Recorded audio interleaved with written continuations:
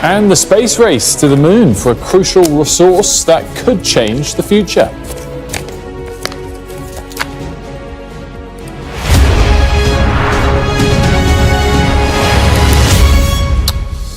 A very good morning to you. We start with the crisis within the Labour Party. Sir Keir Starmer is facing mounting questions about his withdrawal of support of Labour's own candidate in the upcoming Rochdale by-election. Last night's U-turn followed comments made by Azhar Ali over the October the 7th attacks on Israel. Well, Labour had originally stood by Mr Ali after he apologised, but changed its position following continued pressure. Our political correspondent Mario Aurora has our first report. A candidate now with no party. Labour has withdrawn its support for Azhar Ali in Rochdale's by-election. The party had stood by him despite reports that he claimed Israel allowed the Hamas attacks to take place. Now a complete change. Mr Ali issued a full apology for his initial comments, but since then, new information has come to light. We had to take the difficult but necessary decision this evening to withdraw support from his candidacy. Is it acceptable for Azhar Ali to remain a candidate? The Labour leader has not yet commented on the situation, and it's too late to change candidates in Rochdale now, so Azhar Ali will still appear as Labour's candidate on ballot papers. Lagging in the polls, the Tories have spied a political opportunity and accused Labour of being slow to act. It is showing that the Labour Party really haven't got a grip on this. I mean, where is Labour today talking to people like yourselves? They're not doing it. They're going to ground. You guys are on dodgy ground when you say that. You're not always around. That is a party which has not changed. It's a party which will say anything to win government. And I hope people are watching. They've got no plan and they're getting themselves into a real mess. The by-election thrown into disarray. Rival party Reform questioned why it took so long for Labour to act, while the Workers' Party of Britain said the party has brought disgrace to the constituency. The Lib Dems said the comments were already unacceptable. An old issue causing new problems for Sir Keir Starmer. A question of judgment and political priorities. With an election looming, it won't be the last. Well, we're going to discuss that story much more throughout the show, indeed, with Mari and others to come. We do have Mari. Mari's ready. Mari, so Mari is able to join us on this, and it's quite extraordinary, the speed of the U-turn and the resistance to it initially. Nick Thomas-Symonds obviously was out on Breakfast Show yesterday. What do we think actually triggered the final decision to drop this candidate from Labour? Was it just the pressure coming from the media and others, or was it more information that could almost justify the decision not to drop him initially, some kind of new revelatory aspect that we didn't know about initially? I think it's a combination. I think, first of all, the pressure will not have helped. It was a really uncomfortable position for the Labour Party to be in, to be once again talking about, the spectre of anti-Semitism after all the work they've been done. So I think partly, yes, the pressure will have been a factor. But as we know, there was more information that emerged overnight yesterday evening, where essentially the recording that was originally being referred to, turns out it was longer, and there was other things that Azhar Ali had been saying that were also inappropriate. Many were saying were highly anti-Semitic and were very deeply into that conspiracy theory. And after Nick Thomas-Symonds yesterday morning, as you were saying, Wilfred, explaining that he'd fallen for a conspiracy theory, and then this emerges, I think the calculation in Labour realistically would have been, okay, we've already got this mess, it's now getting worse, we've got this new information that's emerged overnight as we've had our investigation. What if more comes out? What if it gets worse? And I think at some point there comes that tipping point where you have to make that kind of political calculation to cut your losses and to essentially think to yourself, it maybe is better to lose this seat right now than to stick with someone who we're finding it difficult to defend as it is. More information is coming to light. What if more comes again? We don't know what's out there. Evidently, Labour haven't done their due diligence properly enough, otherwise they would have found this. So I think the risk of not acting, and then if anything else came to light again, would have been really quite dangerous for the Labour Party. And so realistically, it would have been a calculation that the combination, as you say, of the pressure from the media, from the public, from Jewish groups who were appalled by his language, and then the emergence of more information overnight that was originally revealed in the Daily Mail this morning. I think they realised the writing was on the wall with this candidate, and it wasn't really a fight worth having. So Labour are in a bit of a sticky situation now, where they're going to be criticised for not acting sooner and nipping it in the bud. And that really starts to sow seeds of doubt in voters' minds, especially Jewish voters' minds, about whether Labour is really serious about getting rid of anti-Semitism and dealing with it, as I was saying earlier, whether it's convenient or even when it's inconvenient, and even when it's difficult for the party in terms of losing a parliamentary seat. Mari Aurora, thanks so much for that. By the way, here is the full list of the candidates for that by-election, which is due a week from Thursday. In fact, it's at the end of the month, a couple of weeks away. The full list for you to see there on screen, of course, Azhar Ali has withdrawn from the Labour Party, but will still be on the ticket. To Sudan, where it's estimated that more than 7 million people have been displaced since conflict erupted last April. Armed clashes in the country and around the capital, Khartoum, have killed at least 12,000 people. Sudan is torn between the two warring factions. On the one side are the Rapid Support Forces militia, or RSF, backed by the UAE via Chad. They're the second largest armed faction in Sudan and are former security and political partners with the country's army. The Sudanese armed forces now fighting against them are backed by Iran, Egypt and Ukraine. When tensions boiled over in April, the RSF took control of key areas, including Khartoum and a large part of the Darfur region in the west of Sudan, which you can see here in yellow. Well, in December, after days of fighting, they also took control of the city of Madani, south of the capital.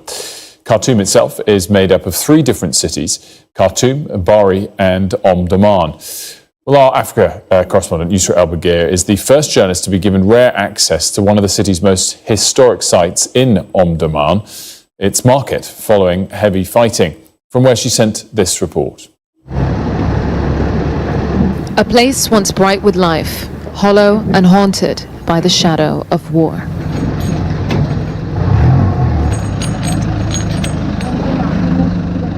The only way for us to get here is in an armored vehicle. This one has taken its fair share of hits. A bullet aimed at the driver's head, trapped by the thick glass. The damage through the splintered windshield looks extreme, and in full view, the horror is complete. Only the force of war can obliterate like this. Collapse, rupture, and burn all at once, with lives forever changed in its wake. This is Souk Omdurman, one of the most iconic marketplaces in the capital, if not the country. It used to be this bustling sight of people pouring out of storefronts that have been owned for generations. And this is what's left of it. Bullet holes through buildings, shelled balconies, bullet cases on the floor, unexploded ordnance. It's just a wasteland. Unbelievable to think that this is what's left of a place that many people from Sudan remember so fondly. We're told the Battle of Souk Omdurman ended little over a week ago, but fighting continues on its fringes. With every crossroad a reminder that snipers are still a threat. I ask how far the nearest enemy position is. I'm told around 800 meters away.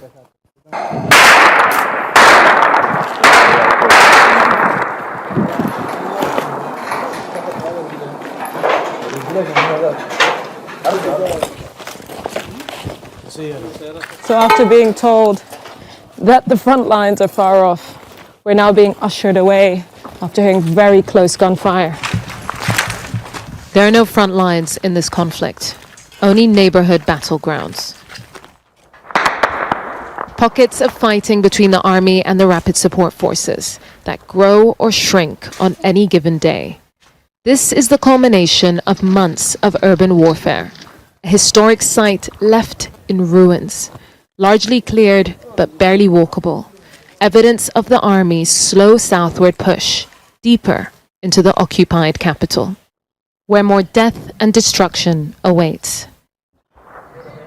We head back to northern Omdurman, where there is life but immeasurable loss. The war, it changed the people, and it changed the map of our life.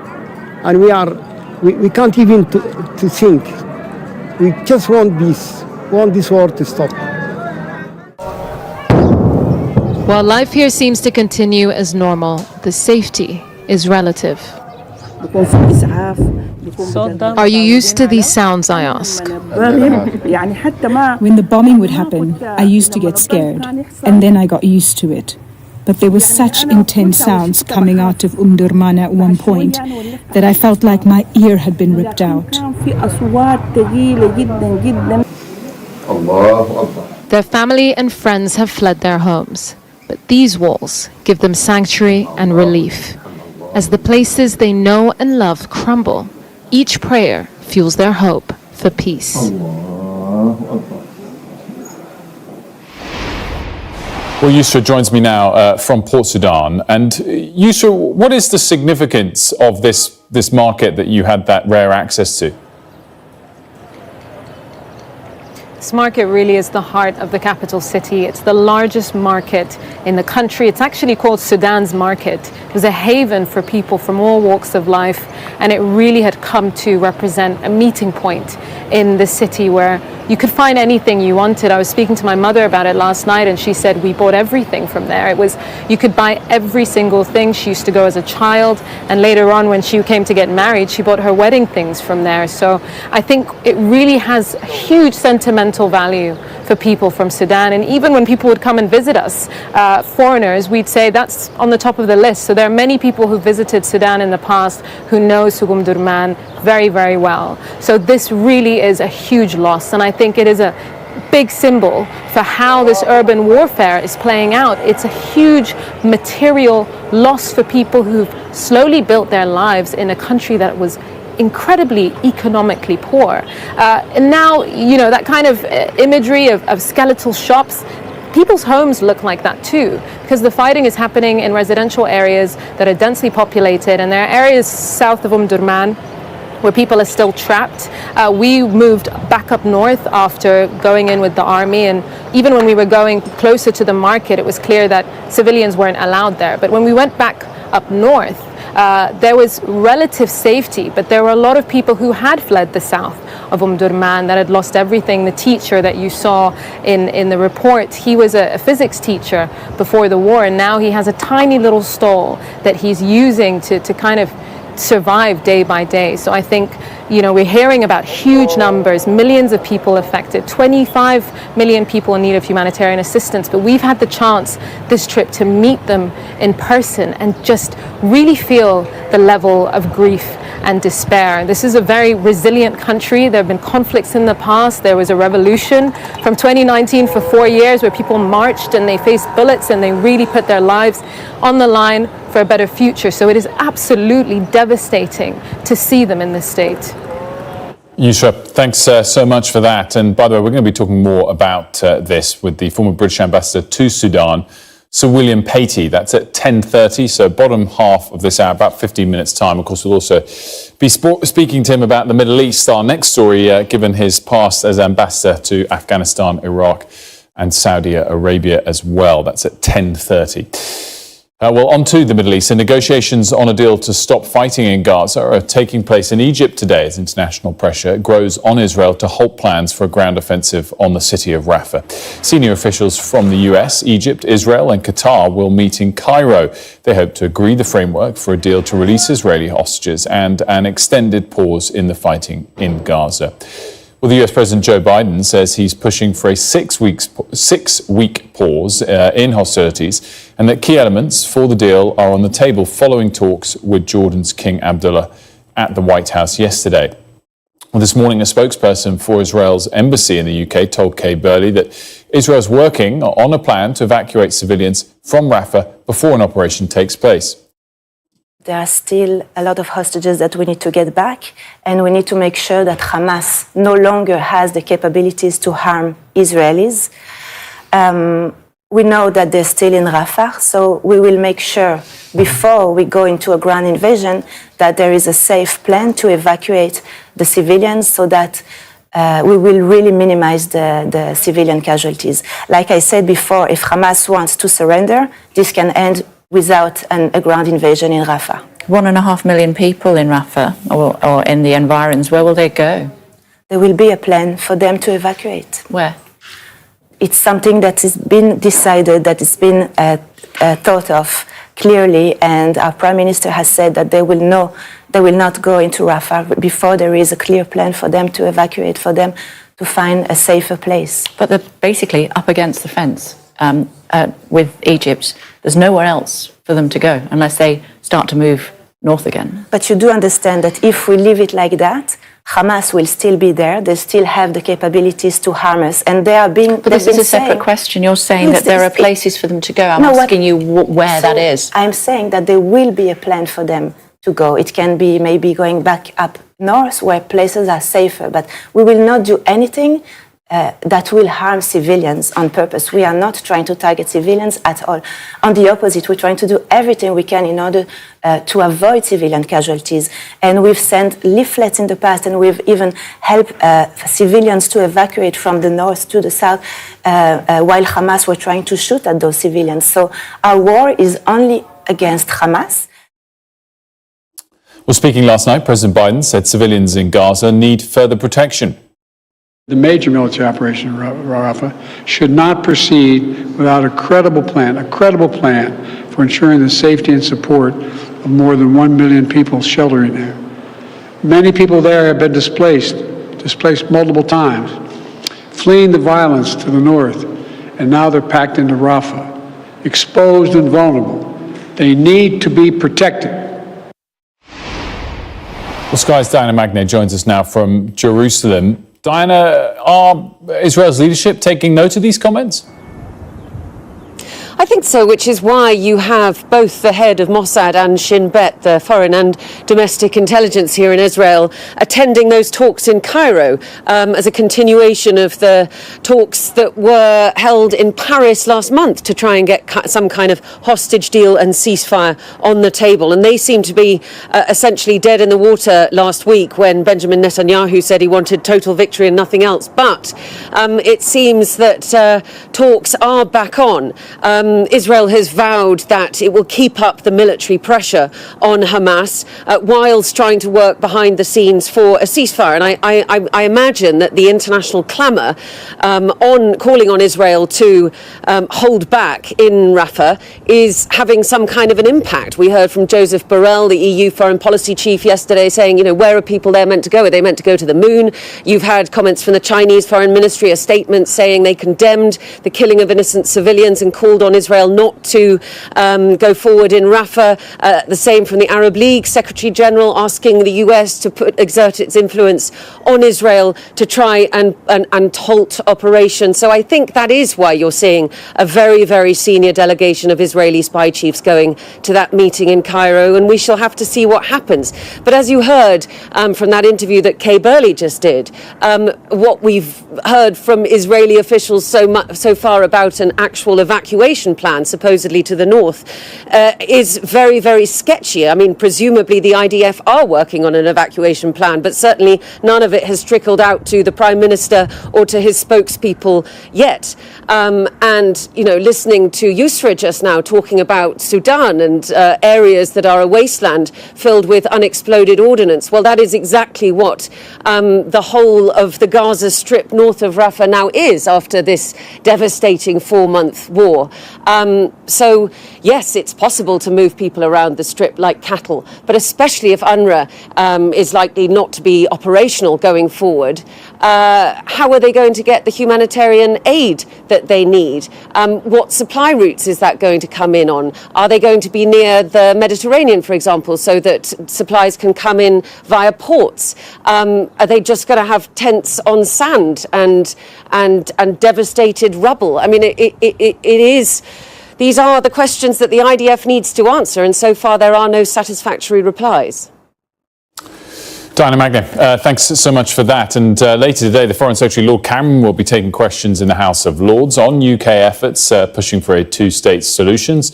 That's 3:30 p.m. and we'll have it live for you here on Sky News. Of course, yesterday as well, he also made quite clear that he felt a full ground offensive in Rafah was not the right approach from Israel. So we'll see what further detail he goes into today at 3:30. Let's bring you some breaking news. Sven-Göran Eriksson is to join Liverpool FC's Legends management team. It's for an upcoming charity match. You'll remember in the recent announcement that Sven-Göran Eriksson is facing terminal cancer. In an interview with our Neil Patterson, he said one of his last remaining wishes was to manage Liverpool. He's a Liverpool fan as a child, and that wish is being granted.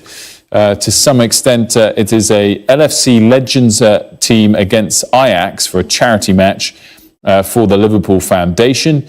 And the former England boss, Eriksson, will join the dugout alongside a few other LFC greats, Ian Rush, John Barnes and John Aldridge. It's the annual LFC Foundation charity match, and he will be in the dugout. Some of the players, Jerzy Dudek, I'm reading, Martin Skirtle, Fabio Aurelio, Jibril Cisse, for that game, which is due to be held.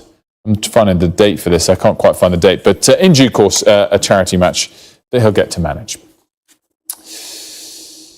Now, you might think being born in the UK automatically makes you a British citizen, but one woman who's spent her whole life here has told Sky News she's being threatened with deportation.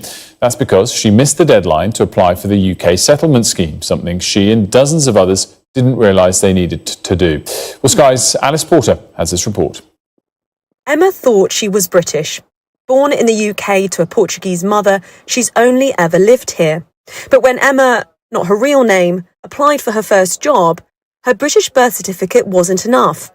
She then realised she'd need to apply to the EU settlement scheme, but by then, the deadline had passed. When I got the rejection letter, I was just thinking, well, this is it. There's nothing else I can do. I'm going to be deported, that's it. There was no hope. Emma's mother applied on time, so can permanently stay in the UK. But Emma may have to leave. I would be separated from my family. I would have to start a whole new life. Emma is not alone. Last August, the Home Office tightened the criteria for what officials now consider reasonable grounds for late applicants. It used to be that, on average, 1,730 applications a month were found to be invalid. But in August, that figure jumped to 9,470. And in September, the latest month of official data shows 13,930 applications were invalid. And even people who didn't need to apply before the deadline are having problems. Dimitru had been working in the UK since 2016. He applied for settled status and submitted bank statements as proof of residency. This is an email from the Home Office which says we are considering refusing your application because it's deemed that false documentation has been provided with your application. And loads of bank statements from HSBC, which is your bank, they're saying that this is false. I was treated like a criminal. I didn't expect as an official document to be considered false by the Home Office. Dimitru is being supported by an organisation which represents EU citizens in the UK. We've been seeing more and more people being accused of providing fake documents. One thing is clear, that power and privilege really play a huge, important role in people's ability to get justice, to secure their immigration status, and to live with dignity in the UK. The Home Office says they continue to accept and consider late applications from those with reasonable grounds for their delay in applying. But for thousands of people who call Britain their home, their future remains uncertain. Alice Porter, Sky News. You're watching Sky News Today. Still to come, police clash with protesting farmers in India. We'll be live in New Delhi. More on our special reporting from Sudan. I'll be joined by the former British ambassador to the country, and more on the NASA mission blasting off in search of water on the moon.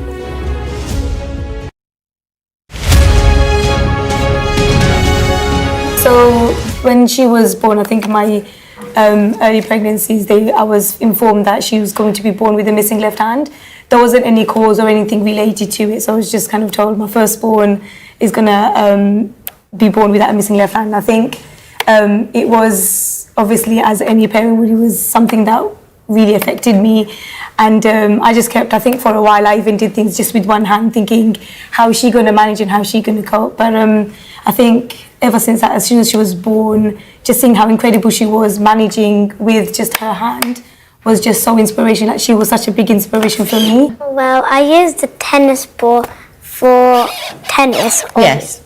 And at school, I use it, and people used to laugh at me because I used to hold it with this hand, and with the same hand, I also used to throw it and whack it with the tennis. But now, since I have this hand, I hold it like this hand, throw it, and then I hit it with the tennis ball. I think just under a year ago, we were contacted by Open Bionics, and they made this incredible bionic arm for Sophia, and I think it's just opened so many doors for her, and she's amazing anyway, and she functions without it so well. But I think since she's had it, the one thing that she said was she can do things with both her arms now, so like she can use both her hands simultaneously, so she can hold the ball or hold the ruler.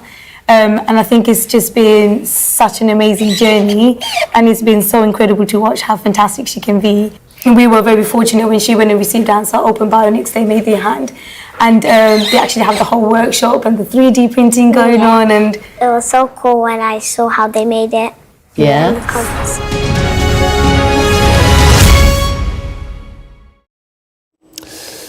Police in India have used tear gas on protesting farmers trying to break barricades around New Delhi. The farmers are demanding guaranteed crop prices, with tens of thousands travelling towards the capital on tractors and trucks. Our India correspondent Neville Lazarus joins me now. Neville, we've been talking about this sort of thing going on in France of late, but how serious are these protests and how much are they causing disruption? Well, they are quite important out here for the farming community. This is farmers who are associated with almost 200 farm unions. They have called for a march down to Delhi for the government to give in to their demands. They said these are unfulfilled demands, particularly on the guaranteed price of their products, pensions, also loan waiver are amongst the 12 points that they have put forward. The government is in talks with them. The two rounds of talks between the government and the unions have failed. The agricultural minister saying they're ready for talks. The union leaders saying they are not serious. But they are the government wants to nip this in the bud, because agriculture and farmers constitute about 60 to 70% of the population, a very influential voting bloc, particularly in a year where we are going to have general elections in the next 3 months. So very crucial that these talks go on and these protests dissipate and are completed and their demands fulfilled. Neville, absolutely fascinating. We're out of time, sadly, but thank you very much, Neville Lazarus, there for us from New Delhi. Time for a quick look at the weather.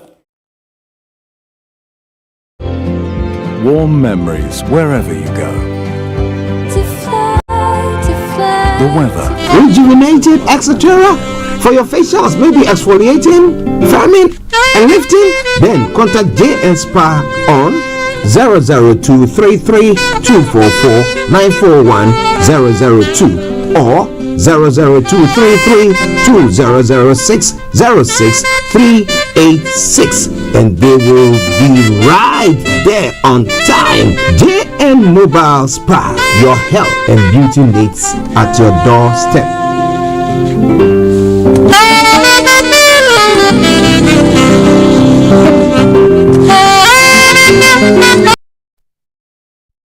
It's your girl BB Clement, the author of How to Go From Employee to Entrepreneur and the host of your weekly business show, BB Means Business, the show where we discuss everything you ever wanted to know about business but you were afraid to ask. How do I start my business? How do I raise the finance? How do I grow my business? Where am I going to find my customers? Join me every Tuesday at 1:30 p.m. on Starr Radio UK to get all the information and tips that you need to become a successful entrepreneur and become financially free. Remember, don't let life dictate to you. Rather, put your signature on life. Hi guys, this is your friend Uruj from SendWave. SendWave is a money transfer app that is used by people all over the world to send money to their loved ones in Africa. With SendWave, you can send money to Ghana, Nigeria, Kenya, Uganda, and Tanzania. And the best part is, SendWave is absolutely commission-free. Our exchange rates are excellent. You can see for yourself by checking them out on our website. So how do you use SendWave? SendWave is an app that you can download onto your phone from the App Store or Google Play Store. The app is free to download. After downloading it, just open the app and enter your name, email, and phone number. That's it. You're good to go. Make sure you use the promo code SR. S for Starr, R for Radio. This promo code will give you £5 free credit to send to Africa on your first transaction. Your money will be delivered to your recipient within seconds. Feel free to call me on 0749 7377 647 at any time. I'll be happy to tell you all about SendWave and help you in any way I can. Remember to use the promo code SR for £5 free credit. Medasse. Hey, Charlie. You're on your way to Ghana. Boy, oh boy. You stressed out. Tired? Go, you're going to be resting. Okay, then let me recommend to you JN Mobile Spa in Accra, Ghana. Oh boy. JN Mobile Spa, they provide organic care in massage. Are you stressed? Do you need rejuvenated, etc.?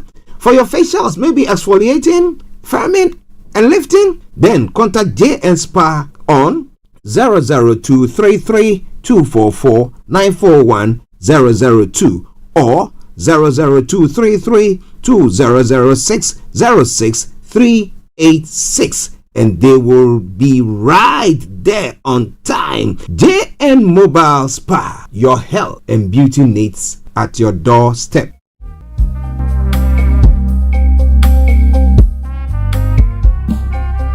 Are you looking for the fastest, reliable, and trustworthy door-to-door shipment company? Well, look no further. When was the last time your family received a shipment back in Ghana on time and intact? You are not sure? Well, Lamb Shippers, we pride ourselves with being the fastest, reliable, and trustworthy shippers you can use. You are assured of a prompt pickup anywhere in the UK by our personnel. They also make sure your items are well packaged to get to its destination intact. When it comes to door-to-door shipment, look no further. Well, Lamb Shippers, contact us on 07939009321 or 07498911820. Or you can visit our website www.welllamp.co.uk. You can also drop us a mail, info@welllamp@gmail.com. Well Lamp Shippers, fast, reliable, and trustworthy.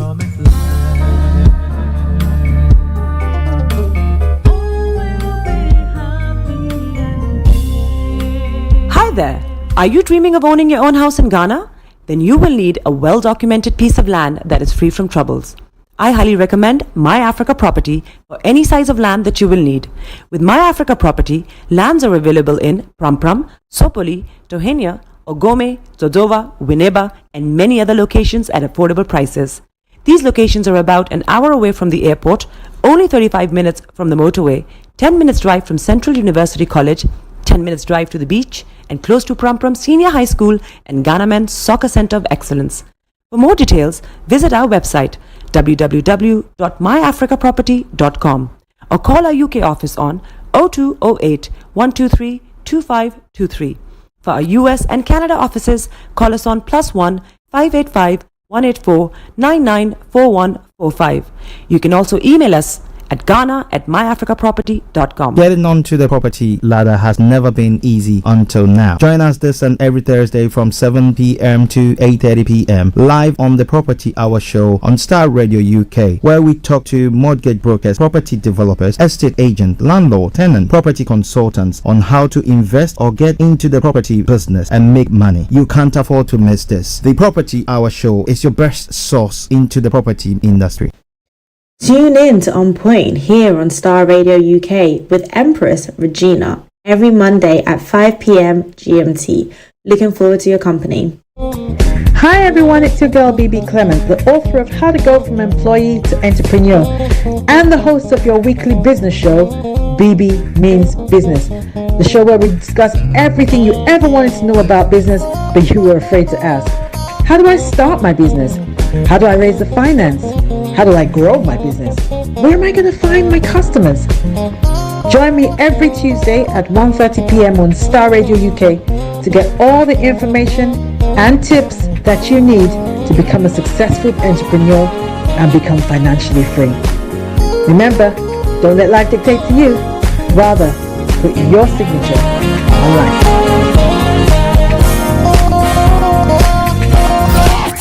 The best radio show.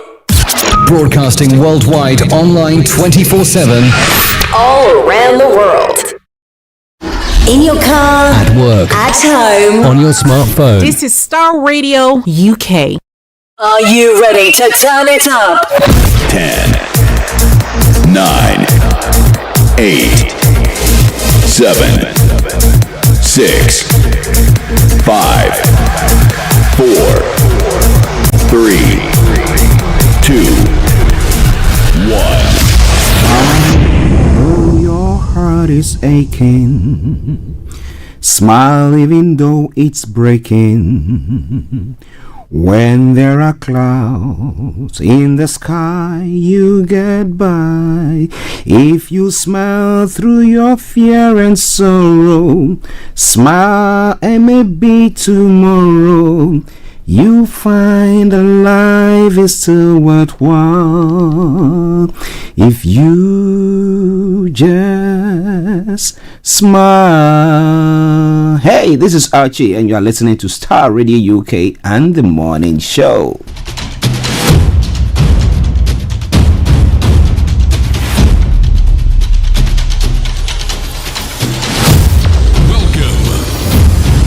This is Starr Radio. This is UK. Starr Radio UK. This is Starr Radio UK.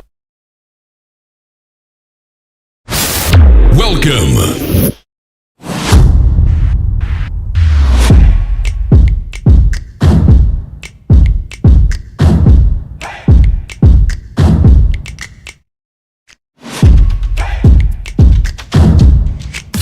Broadcasting worldwide online 24/7. Enlighten your day with Starr Radio.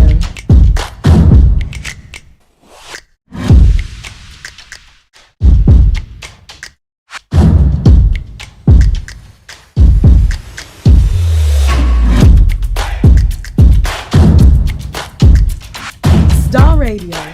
Radio for the people, by the people.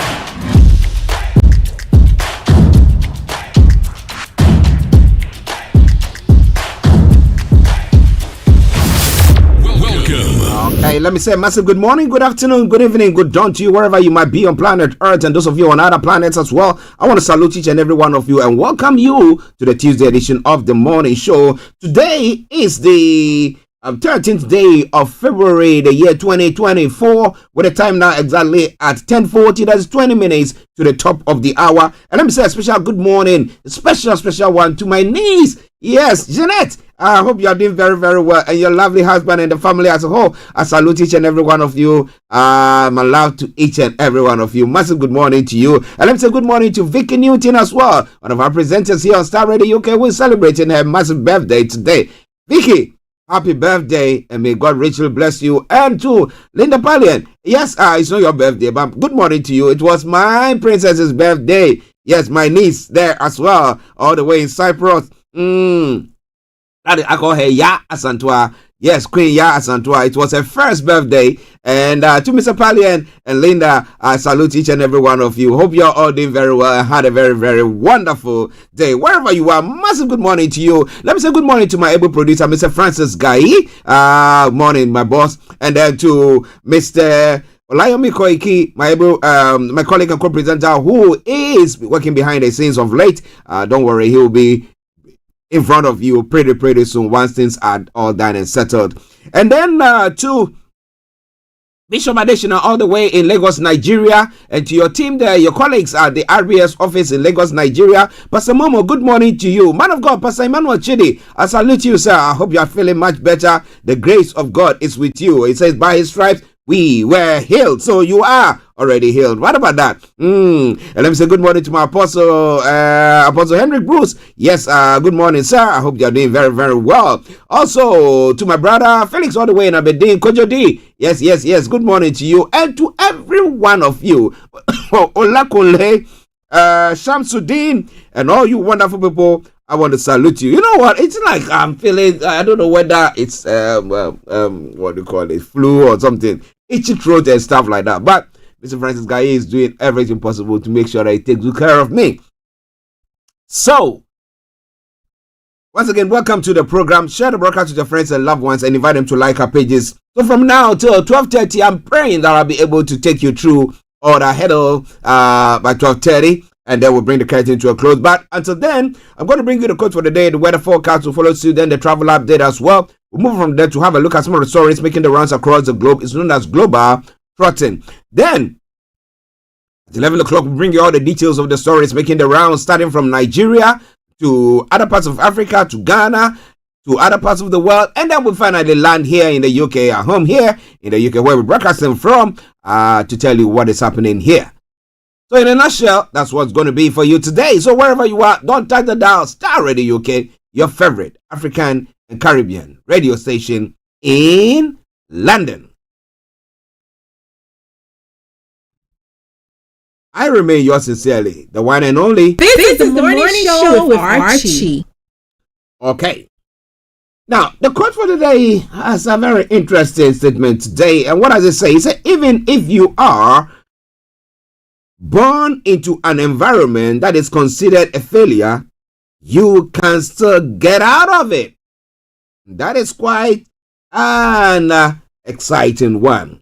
You can still. So you don't throw in the towel. You cannot do that.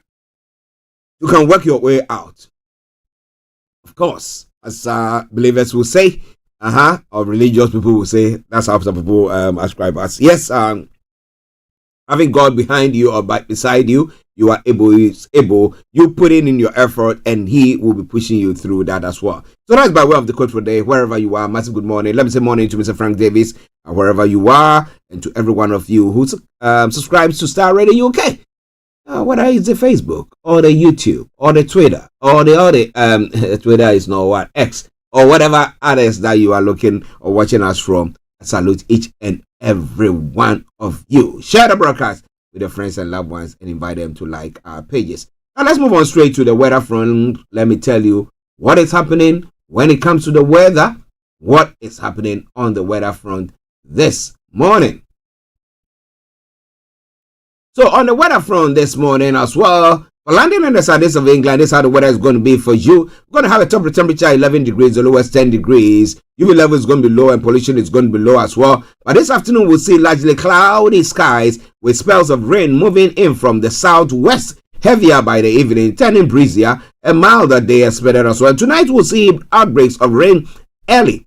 It will turn briefly drier with the odd clear spells possible, but further spells of patchy rain will move in later. A milder night expected as well. Sunset is going to be at 17:11 and sunrise for tomorrow morning 07:19 hours, and that brings us to the end of the weather forecast. It is Starr Radio UK. I will take you straight to the travels as well. What is happening on your travels this morning? On your travel this morning, Central.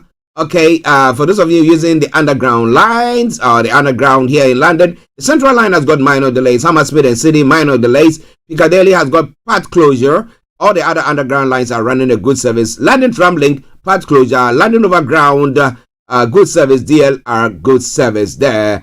Listeners, it is Starr Radio UK. Now moving on straight to the major roads in London as well. No exceptional delays on any of the routes. And then moving on to the river bus, good service throughout there as well. But keep your eyes on the roads. Keep your eyes on the roads. Also keep it navigated. I promise our bond. On the London cable car, we've got good service there as well. And then the final segment of the travel update, that's the National Rail.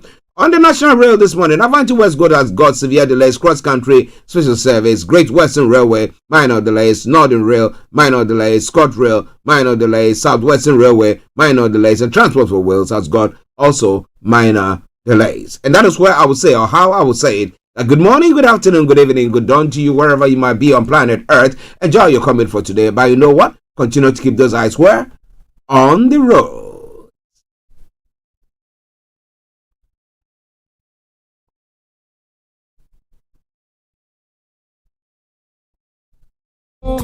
Hi everyone, it's your girl BB Clement, the author of How to Go from Employee to Entrepreneur and the host of your weekly business show, BB Means Business. The show where we discuss everything you ever wanted to know about business but you were afraid to ask. How do I start my business? How do I raise the finance? How do I grow my business? Where am I going to find my customers? Join me every Tuesday at 1:30 p.m. on Starr Radio UK to get all the information and tips that you need to become a successful entrepreneur and become financially free. Remember, don't let life dictate to you.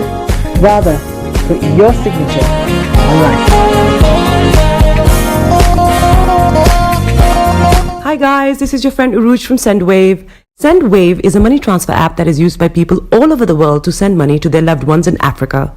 With SendWave, you can send money to Ghana, Nigeria, Kenya, Uganda, and Tanzania. And the best part is, SendWave is absolutely commission-free. Our exchange rates are excellent. You can see for yourself by checking them out on our website. So how do you use SendWave? SendWave is an app that you can download onto your phone from the App Store or Google Play Store. The app is free to download. After downloading it, just open the app and enter your name, email, and phone number. That's it. You're good to go. Make sure you use the promo code SR. S for Star, R for Radio. This promo code will give you £5 free credit to send to Africa on your first transaction. Your money will be delivered to your recipient within seconds. Feel free to call me on 0749 7377 647 at any time. I'll be happy to tell you all about SendWave and help you in any way I can. Remember to use the promo code SR for £5 free credit. Medasse. Hey, Charlie. You're on your way to Ghana. Boy, oh boy. You stressed out. Tired? Go, you're going to be resting. Okay, then let me recommend to you JN Mobile Spa in Accra, Ghana. Oh boy, JN Mobile Spa, they provide organic care in massage. Are you stressed? Do you need rejuvenated, etc.? For your facials, maybe exfoliating, firming, and lifting? Then contact JN Spa on 00233 244 941 002 or 00233 2006 06386, and they will be right there on time. JN Mobile Spa, your health and beauty needs at your doorstep. Everywhere you go, Afrobeat reggae dancehall taking over. Everywhere you go, Afrobeat reggae dancehall taking over. Yo, what's up, people? This is a boy Raskin Bobo One. Tune in every day, every night at the Starr Radio UK with the big man them Archie. When I say Orta, you say fire. Welcome back to the program Starr Radio UK, your favorite African and Caribbean radio station in London. Bringing the time now to exactly 10 minutes to the top of the hour, and it's now time for Global Trotting. So let's do it now. So what's happening across the world? Starting from Niger, as I would say, yes. The federal government has declared 2 million bounty on Adachuku Okafor, a woman wanted for abusing a maid.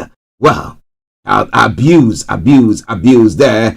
And then why we paid out 6.2 million by CBN director, another one from that's Emefiele making a statement. You look at Emefiele and you see that he lost weight and everything that is coming with it. I mean, after he left office. Now, official Naira exchange rate beats parallel market in record depreciation. Oh boy. Okay. And then NACCIMA to NLC justify proposed 1 million minimum wage, 1 million naira minimum wage. Okay. And then IMF urges Nigeria government to phase out electricity subsidy following fuel subsidy removal. Fuel subsidy is killing these people. Now he said they should move another step forward to phase out electricity. Well, I don't know whether Tinubu will be able to do that though. However, maritime workers have threatened strike over proposed 50% revenue reduction from the NPA. Some of the stories making the rounds there as well. The FCCPC supporters NERC, NERC supports NERC 10.5 billion naira fine on discourse. We'll be telling you more about that as well. And then $1 to 1,700 naira. Ayodele predicts new naira to dollar exchange rate, says bag of rice sells at 90,000 naira. Okay.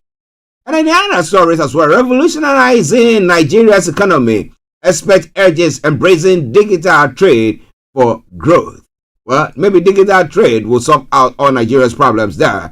Now, hardship, NLC, TUC insist on nationwide strike. But we had a president who was begging them not to embark on the strikes. How CBN plans to curb rising inflation as MPCs meet this month. So what are they going to be discussing?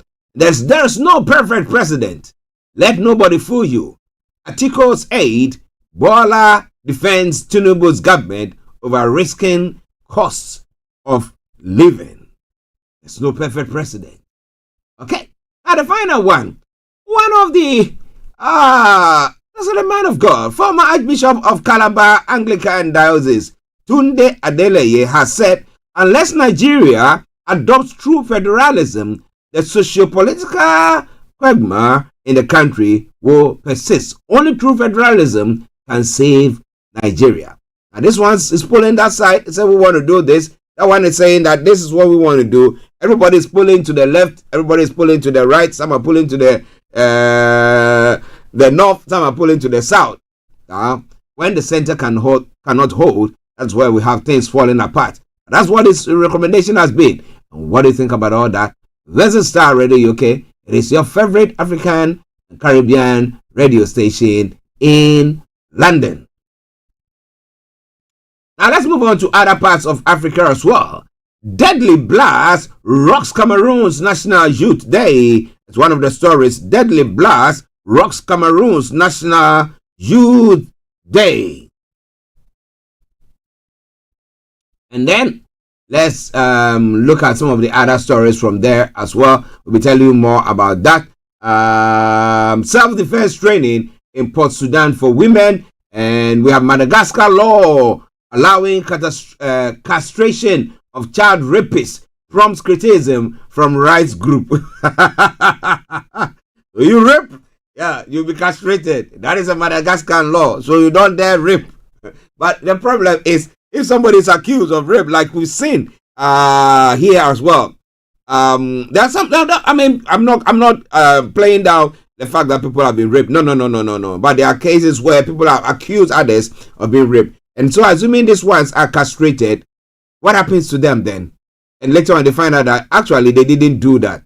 How do you get their, back?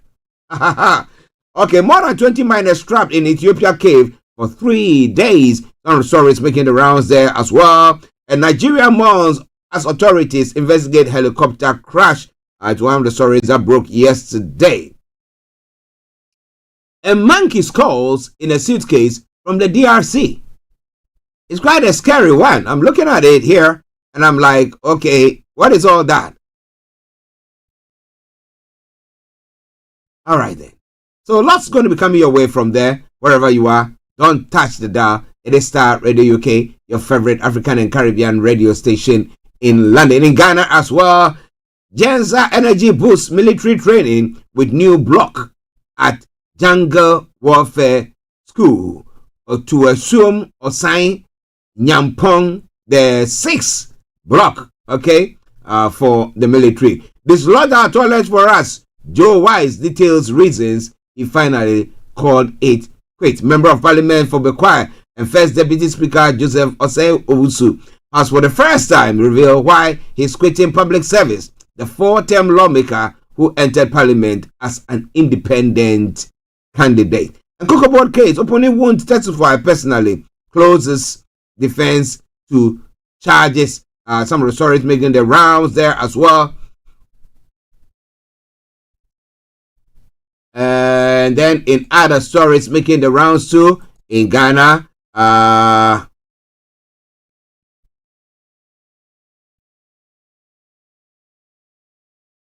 okay, Baumia, Napo, Uforiata, triangle pops up in Akufo-Addo's imminent reshuffle. What's going to happen? Are they going to be sacked? Okay, Baumia, Napo, and Oforiatta triangle. Let's see. Or they are moving them. Baumia will not be the vice president again. He's going to hold another office. I'm not sure whatever it is, but I'm going to tell you more about that in a moment. Wherever you are, don't you touch the dial. Mahama's government developed Ghana card system. Well, not the Akufo-Addo government that did that. Okay, 2 persons found innocent by court share their story about the Major Mahama assassination or lynching, whichever is appropriate. I'm moving on to some other stories making the rounds in other parts of the world as well.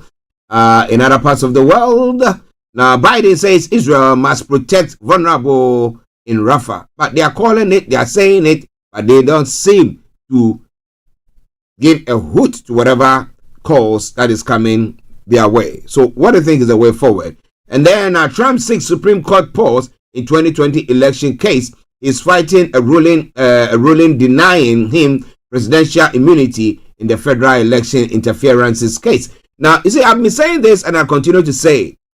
Now, what precedent are they trying to set there? And I say that old man who is not being able to articulate whatever thing that he needs to say, that is the current the sitting president, where he is not that strong enough, some agility, and a few things that people are looking at and thinking, if he happens to lose the election and he decides that, look, my supporters, I can tell you emphatically, being the incumbent, that we think that people rig the elections and blah, blah, blah, like it happens in developing countries. And so let's get on and get to the capital or get on the street and demonstrate and do all that. And will he be held culpable? Can he? If somebody who incited people cannot be said that, look, what you did was wrong because he's popular, that is notoriety, I call it. All right then. So what do you think about that? Now, tear gas fired as farmers march on Fortress Delhi in 2020, protesting farmers hunkered down for months, blocking national highways. But well, we see what is happening there. A huge fire engulfs new Swedish water park. And then RFK Jr. apologizes to family over Super Bowl ad. Advertisement aired just before halftime splice images of the candidate into a 1960 JFK ad. It is all coming away from Starr Radio UK, your favorite African and Caribbean radio station in London. Landslide inches from luxury homes in California. A U.S. defense chiefs cancel NATO trip after hospital admission. So he's also not feeling that great. Well, listeners, this is all coming away from Starr Radio UK. It is your favorite African and Caribbean radio station in London. And Trump has endorsed daughter-in-law for RNC leadership there as well. You know him. Okay? He says it. If I even take a gun, I shoot at people here, they will still support me. Why not? Now, Labour withdraw support for Rockdale candidate after Israel remarks. The party said the decision was taken after new information about further comments came to light. So, is Labour backing out of it, or can they put another candidate? It's too late because apparently they cannot even take the name of this candidate off the ballot sheet. So, what can be done? Now, pay growth slows, but still outpaces rising prices. Now, pay excluding bonuses grew by 6.2% in the last 3 months, 2023, compared with the year before. And then, second police force probed over contact with killer. A watchdog will review complaints over Nottingham Police's contact with Valdo Kalokani, who went on stabbing people and killing them sometime last year. A man calls 999 to report himself for drink driving. That's a patriotic person, isn't it? The first thing that he could have done was being patriotic enough not to even go drink. But well, he called them. The man is arrested after telling police he is drink driving and doesn't know what he is doing. Well, And Wrexham's Hollywood owners donate 10,000 to disabled 4-year-old fan. Those are some of the stories. A pesticide maker used weak data on Parkinson. The UK pesticide producer did not look at key health records in its Parkinson's study, legal papers have shown. So is it now having a negative impact on citizens or users of these pesticides? Well.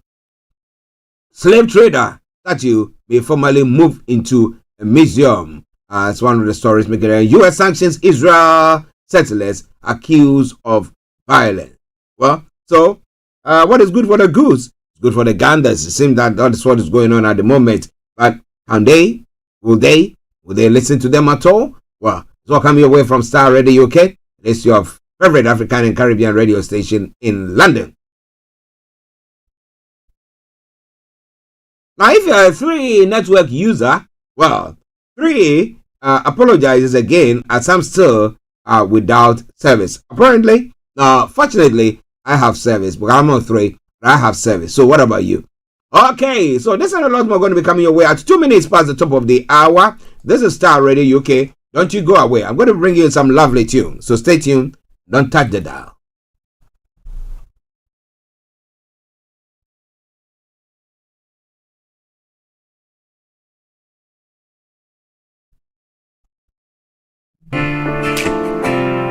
Alright. This is a letter to the broken. Yeah.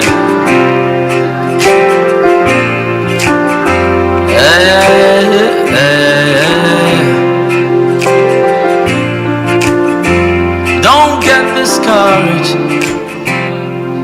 I see you fighting all the demons in your life that have wreaked heavy carnage. Don't be dismayed. I know you think that your dreams and everything that you hope for seem to be late.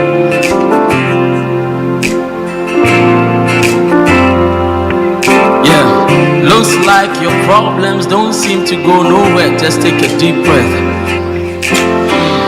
People talk about you, it's got you feeling down and really stressed. Don't tell me you don't know the trouble that I've been going through. You self don't know, see, the same thing you they go through, me self I they go through too. Who told you the lie? When you fall, it's the end of your life. I heard a whisper from above. I pray it opens up your eyes. Broken pencil still write, so keep on writing. And fallen soldiers still rise, so keep on fighting. One day you'll lift up your eyes to the skies and your light will be shining. One day you will win. One day you will win. Broken pencils still write, so keep on writing. And fallen soldiers still rise, so keep on fighting. One day you'll lift up your eyes to the skies and your light will be shining. One day you will win. Yeah. One day you will win. Now snap on it.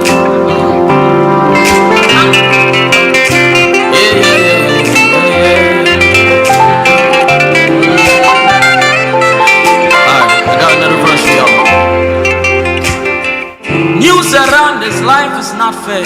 Greed is all we see. You gave your heart to the wrong folk, they broke it, and now you put it on free. Fake life on Instagram and Snapchat got you feeling ungrateful. My sister, if you could see the real them, you know you are being a great fool. You wrote a paper and failed. Sit down and write it again. One day you will kill him. He broke your heart and you cried. Give love another try. True love will heal him. I'm not trying to look down on your problems. No.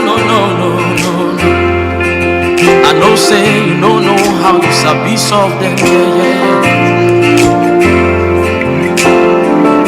Allow me to introduce you to someone I know.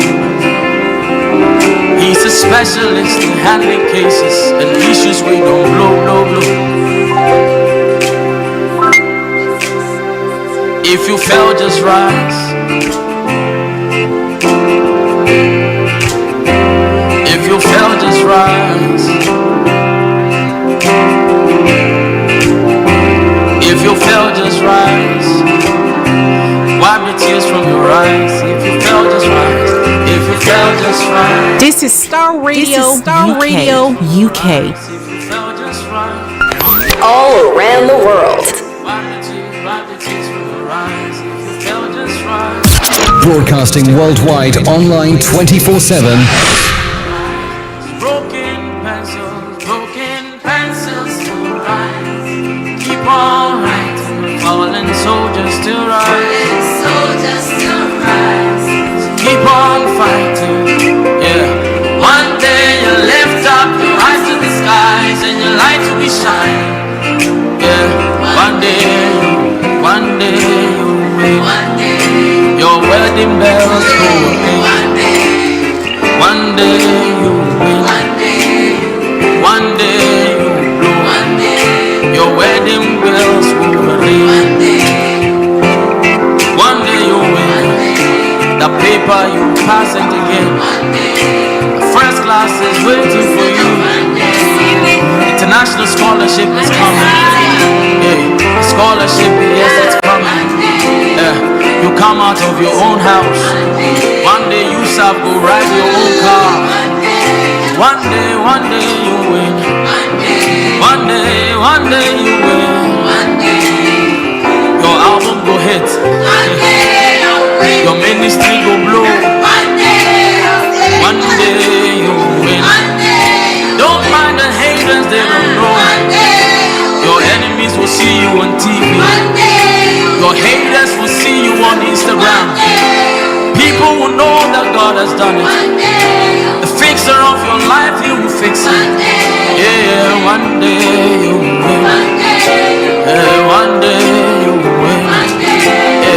One day you win. This heaven you will make up one day. One day you win. You will overcome this sin. You will break this addiction in your life. One day. Broadcasting worldwide online 24/7. All around the world. 6 figures, 7 figures. In your car. At work. At home. On your smartphone. At work. At home. On your smartphone. This is Starr Radio, UK. Are you ready to turn it up? Don't give up, one day you win. You are listening to Starr Radio Morning Show. Don't give up, one day you win. One day you win. One day you win. Broadcasting worldwide online 24/7.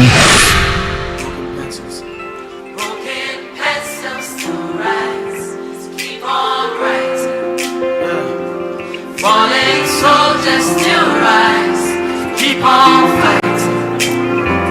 One day you lift up your eyes to the skies and your light will be shining. One day you win. One day you win. One day. One day you win. Hi everyone, it's your girl BB Clement, the author of How to Go From Employee to Entrepreneur and the host of your weekly business show, BB Means Business. The show where we discuss everything you ever wanted to know about business but you were afraid to ask. How do I start my business? How do I raise the finance? How do I grow my business? Where am I going to find my customers? Join me every Tuesday at 1:30 p.m. on Starr Radio UK to get all the information and tips that you need to become a successful entrepreneur and become financially free. Remember, don't let life dictate to you. Rather, put your signature on life. Everywhere you go, Afrobeat reggae dancehall taking over. Everywhere you go, Afrobeat reggae dancehall taking over. Yo, what's up, people? This is a boy Raskin Bobo One. Tune in every day, every night at the Star Radio UK with the big man them Archie. When I say Orta, you say fire. Welcome back to the program. It is Star Radio UK. It is your favorite African and Caribbean radio station in London. Bringing the time now to exactly 11 minutes past 11 the time. Doing the best. Hopefully we'll be able to go through the program till 12 o'clock. As I said, I'm under the weather, doing my best, eating fruit and all that stuff. But hey, I'm still here, aren't I? Yes. And let's make hay while the sun shines. And wherever you are, thank you very much for tuning in to listen to us this morning. Wherever you might be, share the broadcast with your friends and loved ones and invite them to like our pages as well. So now let's go to some of the detailed stories that is making the rounds from Nigeria. And interestingly, the federal government has declared Adachukwu Kukelu Okafor, the woman accused of maltreating her 10-year-old maid, as wanted, placing a 2 million naira bounty on her. Uju Kennedy Ohaniye, the Federal Minister of Women's Affairs, made a declaration at a press conference held in Abuja. The incident, which took place in Anambra State, went viral on social media with a video of the naked little girl with burns all over her body. Now, Kennedy Ohaniye stated that the suspect has been evading authorities since the incident. According to the minister, she has changed her contact information but continues to post on social media saying no action will be taken against her. In the quote, she said, "I decided to keep quiet on the issue of Mrs. Adachukwu Kukelu Okafor, who burnt the private parts and body of her 10-year-old house help with a hot knife and hot iron in Anambra State. I kept quiet because I thought it would have been solved by now, but since it hasn't, I've decided to wade into the issue," she said. Now, some people wonder why the Women's Affairs Ministry always wades into issues, but it is within my purview to get involved in anything that concerns women and children across the nation. So I will not listen anymore, but will wade into any issue that concerns women and children across the country. Now, interestingly, I've witnessed or seen pictures and people who are house helps, who are little, and the chores that these little ones have to do. You ask yourself the question, if you look at your own 10-year-old child, do you think they are mentally developed enough to be able to undergo such things? I know parents or families who are desperate and cannot fend for their wards are the ones who send them to such people who may be living in the cities or have got a means to hire somebody of the sort. But the maltreatment that they give to these ones, some eating after everybody has eaten in the house, sitting in the floor, in the kitchen, maybe in some corner, but treating human beings as if they are absolute rubbish. When I see that, my heart bleeds. But I don't believe that any human being should be treated as such.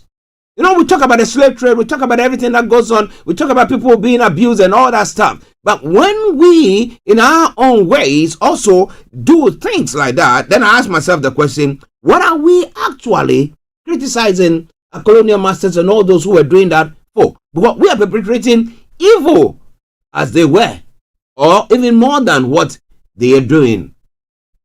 So, it is a right thing for the Women's Affairs Minister to get involved in this. And I hope that if anybody knows where this woman is, will tell the authorities so that she can be apprehended and brought to justice. Some will accuse these ones of what? Being witchcrafts, witches, or wizards, beating them to pulp. And you ask yourself the question, if it's your own, would you do that to them? And again, we have some, I'm not saying all that, but some spiritualists or some spiritual people or some religious people who come and say, oh yeah, that one is a witch, and because of him, that's why everything has not well panned out well for you. Well, when you were going to get that person, why didn't you search? And why didn't that person not tell you that this person that you're going to bring is a witch and is going to stop or destroy your home or whatever? But it's sad when such things happen, and I hope the authorities will act on it. Now, if you are listening to me and maybe you know somebody who has been, who has seen such difficulty or been through such difficult time, I want you to let us know. Share that experience with us here on that platform and tell us the way forward. Now, if people who are well-to-do or are able decide, okay, we're not going to be doing that any longer, then I mean that those who are below, yeah, I mean, virtually, we say that Nigeria, I mean, I remember sometime last year, so Yomi will be saying that all the time, is, I mean, the most impoverished country in the world. Okay? So, people who are beneath that bread, what did they put it? How did they put it? Line. Beneath there. How are we able to prop them up if they are also not given such opportunities? But again, if they are given such opportunities and then a little kid, 10 years, what can they do? Even to polish their own shoes is difficult for them. Your own 10 years. Let's think through it and see what they are doing. Now, a deputy director in the Central Bank of Nigeria, Michael Onyeka Ogbu, has explained why the Apex Bank released $6.230 million as payment to some international election observers prior to last year's general election. Ogbu, who is currently a deputy director and head of the services delivery division at the CBN, said the funds were released because the request document contained evidence of the approvals by the then president Muhammadu Buhari and the erstwhile CBN governor Godwin Emefiele. The deputy director said this while testifying yesterday as a prosecution witness in the trial of the former CBN governor. Emefiele is facing a 20-count amended charge filed by the Office of the Attorney General of the Federation, in which he is, among others, accused of engaging in criminal breach of trust, forgery, conspiracy to obtain false pretense, and obtaining money by false pretense. He is in the amended charge accused of forging a document titled Pre-Presidential Directive on Foreign Election Observer, Missions dated January 26, 2023, with reference number SGF.43/L.01/201 and purported same to have emanated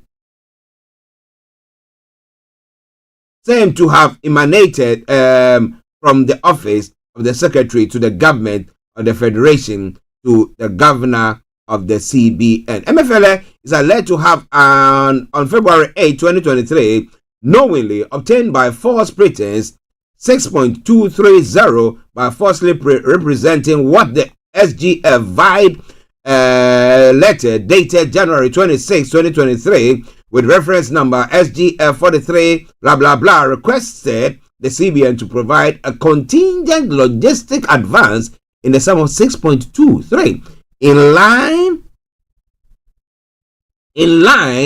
with Mr. President's directive. Ogbu, who was led in evidence by Rotimi Oyedepo, said he served as the branch controller until he was redeployed last September. He recalled that on September 8 last year, there was a request for a payment addressed to the branch controller. Ogbu said after going through the document and was satisfied, he milited on it to the head of business services unit for processing and payment. On whether the money was eventually released, the witness said payment was eventually made. The $6.230 million was paid on September 8, 2023. The payment was in cash.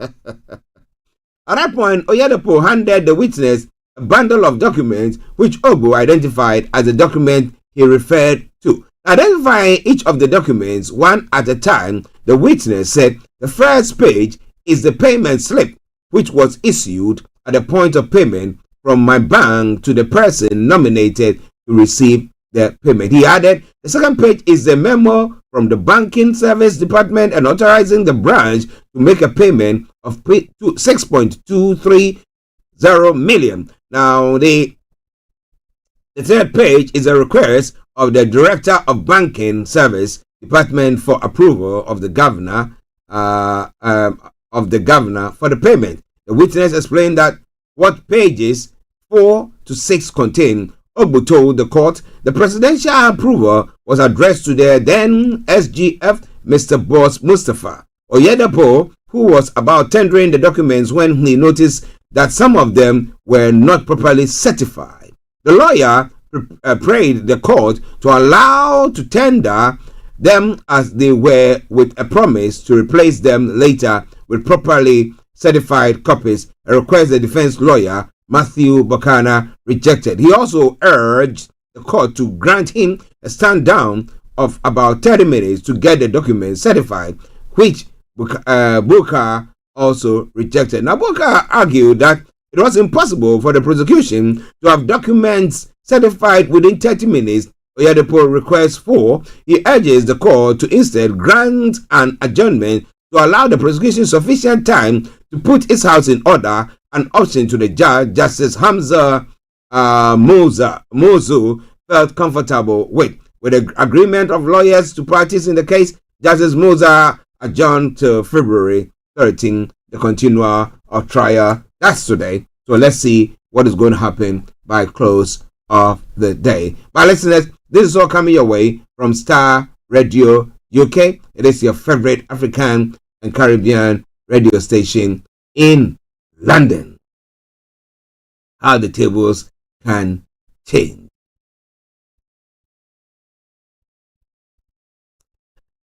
In another story as well, official Naira exchange rate has beat per market in record depreciation. Trying to get, yes, so a couple of the series to merge them. And it says, the Naira depreciated to 1,534 per US dollar in the official foreign exchange market Monday, February 12, 2024, from 1 Naira, from 1,000 Naira 469.97 per US dollar on Friday, and 1,479.47 on Thursday last week. Now, data from FMDQ showed that the indicative exchange rate for the Nigerian foreign exchange market fell below that of the unofficial market. At the per market, the local currency also lost some grounds as it closed at 1,495 US dollars from 1,490 US dollars to the dollar on Friday, February 9, 2024, according to Bureau de Change sources. But in another related story as well, just bear with me whilst I get that. Okay. The country's currency has continued to collapse against the US dollar as Primate Elijah Ayodele releases shocking predictions. The fiery prophet disclosed that a bag of rice will sell for 90,000 under Tinubu's government. Primate Ayodele also revealed the new exchange rate amid the rising price of goods and living costs. Now, it goes on further to say that the man of God noted that Nigeria would face an imminent economic collapse if urgent measures are not taken. A statement signed by his media aide Osho Olawotosin, Primate Ayodele made it known that if President Tinubu doesn't do the needful, the Nigerian economy will not balance till 2026. So what is the needful? That is the question. Well, The International Monetary Fund has recommended to the federal government of Nigeria the complete phase out of electricity subsidies in the country, aligning with earlier call for the removal of fuel subsidy in May 2023. This advice comes in the wake of economic challenges faced by Nigerians since the elimination of fuel subsidies. In the post-financing assessment report, the IMF acknowledged the hardship experienced by Nigerians and suggested that the government move to restore macroeconomic stability to include the removal of both fuel and electricity subsidies. The report highlighted the significant financial impact of subsidies, emphasizing the need for Nigerians to overcome economic challenges and create conditions for sustained inclusive growth. Now, the government, Tinubu, on assumption of power, just straight on announced the discontinuation of the fuel subsidy. Now we look at what is happening at the moment, and we see the impact that this is happening or having on Nigerians as a whole. Now the IMF is recommending that, well, they should go as another step further to take away electricity subsidy. Now, when it comes to the fuel subsidy, I was talking about targeting it. Okay? So means tested. Now, who are the ones who will suffer or do suffer or are suffering because of this fuel subsidy that has been taken away? Now, I was talking about the commercial drivers who move people up and down the length of the country. The length and breadth of the country. Okay? Now, why aren't they being given the opportunity so that at the end of the week or at the end of the month, they tabulate whatever they've got, and then when they send it, they present it, they are giving some rebate for that. Let's say whatever subsidy, whatever percentage that was.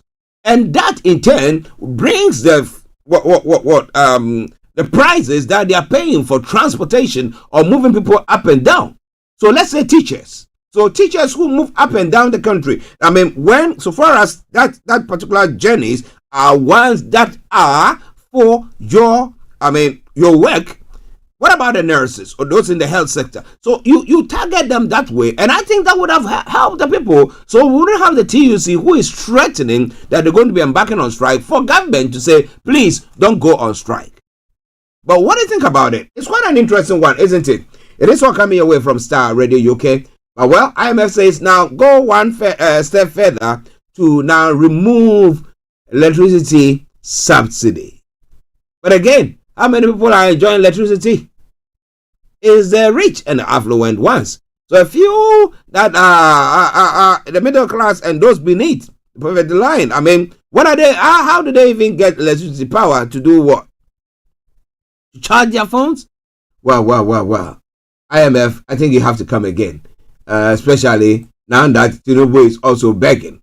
Well, begging? Maritime workers are threatening strike over proposed 50% revenue reduction from the NPA. The maritime workers have issued a warning of potential nationwide strike if the federal government proceeds with its plan to automatically deduct 50% of the revenue earned by the Nigerian Ports Authority. This caution was conveyed in a joint statement by the Senior Staff Association of the Statutory Corporation and Government-Owned Companies and the Maritime Workers Union of Nigeria in Lagos. Now, the statement signed by the president of both unions, Mr. Akinola Bodunde and Mr. Adewale Adeyanju, respectively, highlighted that they have already sent a letter to President concerning this matter.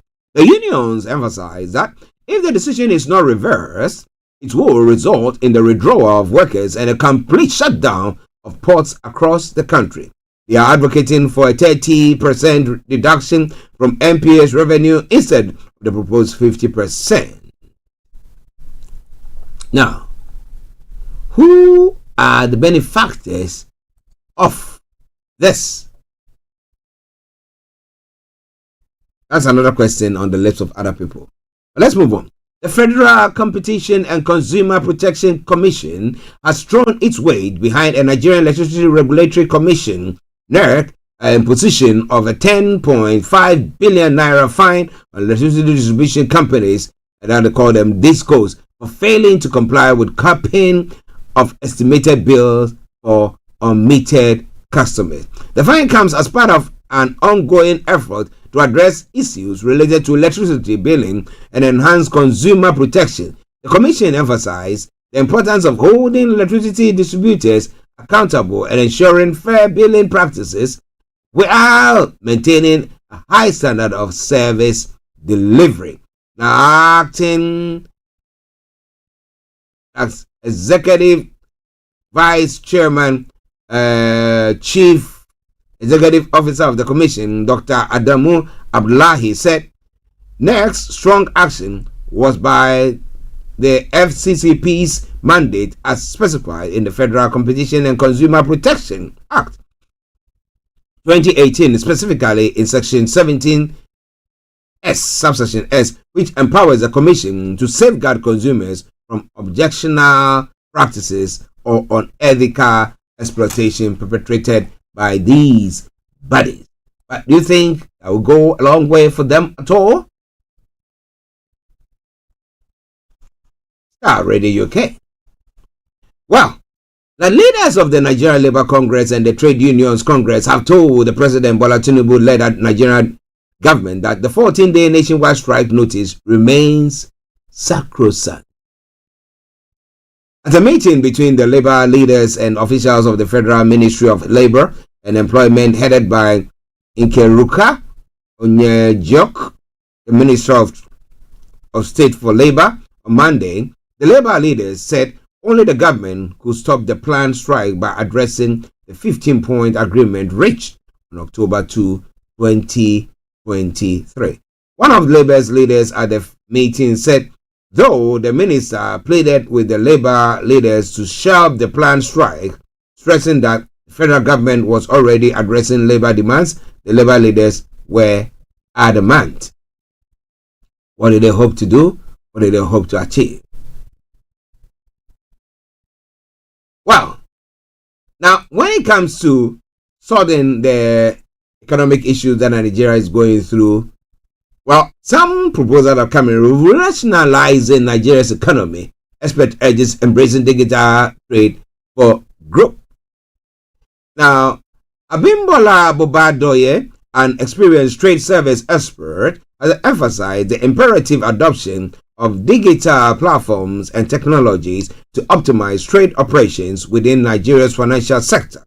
She stated that this during a recent media briefing, speaking at a platform as a thought leader.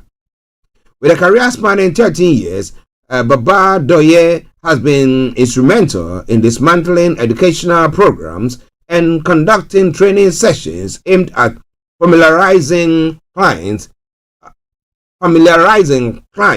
with emerging trade trends, technology, and best practices. Quoting from the statistical definition provided by reputable institutions such as the WTO, OECD, IMF, and UN UNCTAD in 2023, Bobadoye underscores that digital trade encompasses all international trade transactions that are digitally ordered and or digitally delivered. She emphasized that digitalization is profoundly reshaping communication, production, governance, and trade paradigms, asserting digital technology significantly reduces costs, enable economies of scale, foster innovations, and enhance global competitiveness.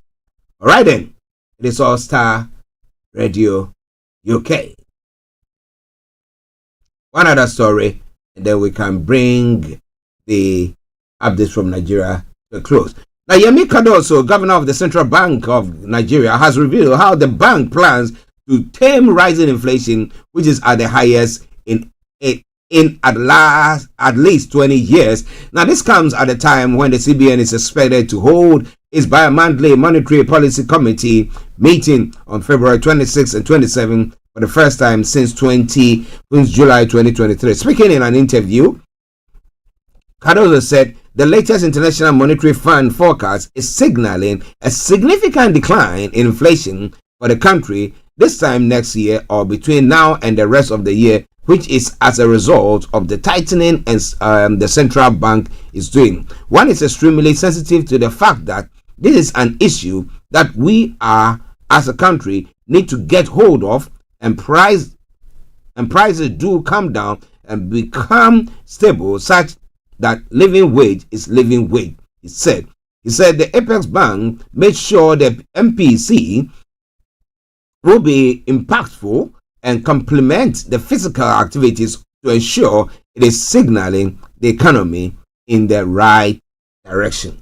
Do you think signaling the economy in the right direction, in your opinion? Well. We know the president is doing all this stuff, yet some people think it's not a good one. Or some people are thinking we should have had a better president if we had voted for someone else. A chieftain of the People's Democratic Party, Daniel Bwala,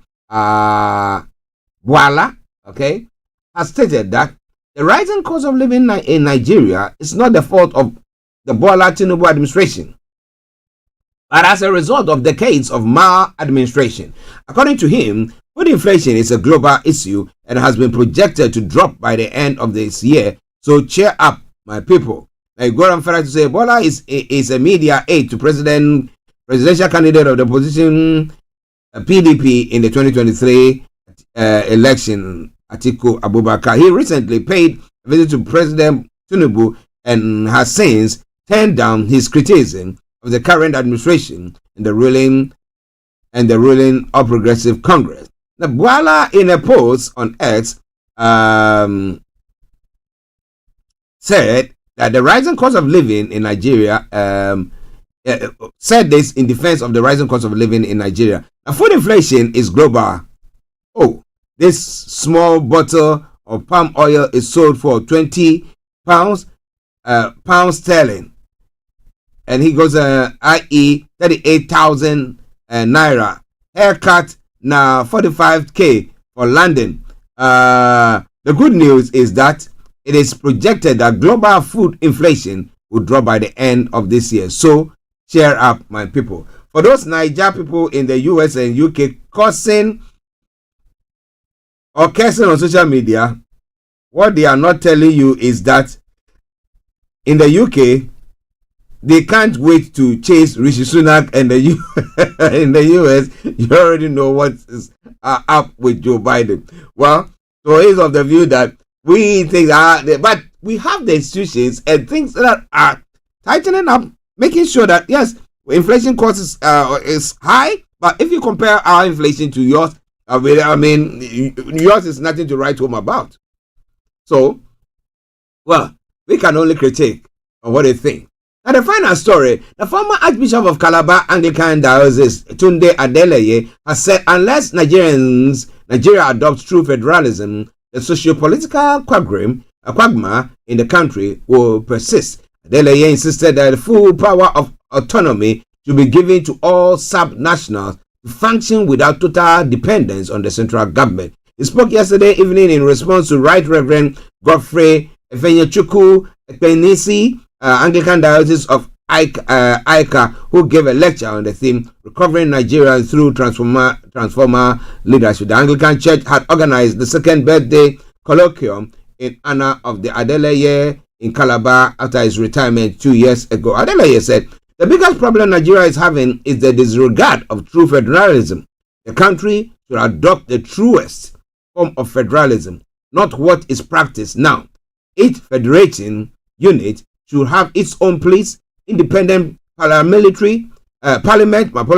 legal system, school system, control of its resources, etc., etc. We should not be waiting for the center to direct on every basic issue, which the subnational can swiftly execute. It wouldn't be compulsory to have schools have the same system. It is not workable to have people from the south or west posted to the north to do police duties when they're not familiar with the locals or nooks and crannies. Now, without proper federalism, we are deceiving ourselves.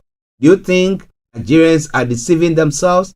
Let me know. This is all coming your way from Starr Radio UK. your favorite African and Caribbean radio station in London. We're going to take a quick break.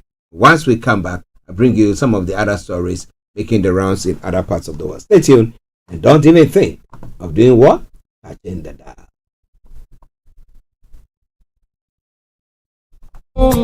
Hi everyone, it's your girl BB Clement, the author of How to Go from Employee to Entrepreneur and the host of your weekly business show, BB Means Business, the show where we discuss everything you ever wanted to know about business but you were afraid to ask. How do I start my business? How do I raise the finance? How do I grow my business? Where am I going to find my customers? Join me every Tuesday at 1:30 p.m. on Starr Radio UK to get all the information and tips that you need to become a successful entrepreneur and become financially free. Remember, don't let life dictate to you. Rather, put your signature on life. Hi guys, this is your friend Uruj from SendWave. SendWave is a money transfer app that is used by people all over the world to send money to their loved ones in Africa. With SendWave, you can send money to Ghana, Nigeria, Kenya, Uganda, and Tanzania. And the best part is, SendWave is absolutely commission-free. Our exchange rates are excellent. You can see for yourself by checking them out on our website. So how do you use SendWave? SendWave is an app that you can download onto your phone from the App Store or Google Play Store. The app is free to download. After downloading it, just open the app and enter your name, email, and phone number. That's it. You're good to go. Make sure you use the promo code SR. S for Star, R for Radio. This promo code will give you £5 free credit to send to Africa on your first transaction. Your money will be delivered to your recipient within seconds. Feel free to call me on 0749 7377 647 at any time. I'll be happy to tell you all about SendWave and help you in any way I can. Remember to use the promo code SR for £5 free credit. Medasse. Hey, Charlie. You're on your way to Ghana. Boy, oh boy. You stressed out. Tired? Go, you're going to be resting. Okay, then let me recommend to you JN Mobile Spa in Accra, Ghana. Oh boy. JN Mobile Spa, they provide organic care in massage. Are you stressed? Do you need rejuvenated, etc.? For your facials, maybe exfoliating, firming, and lifting? Then contact JN Spa on 00233 244 941 002 or 00233 2006 06386, and they will be right there on time. JN Mobile Spa, your health and beauty needs at your doorstep.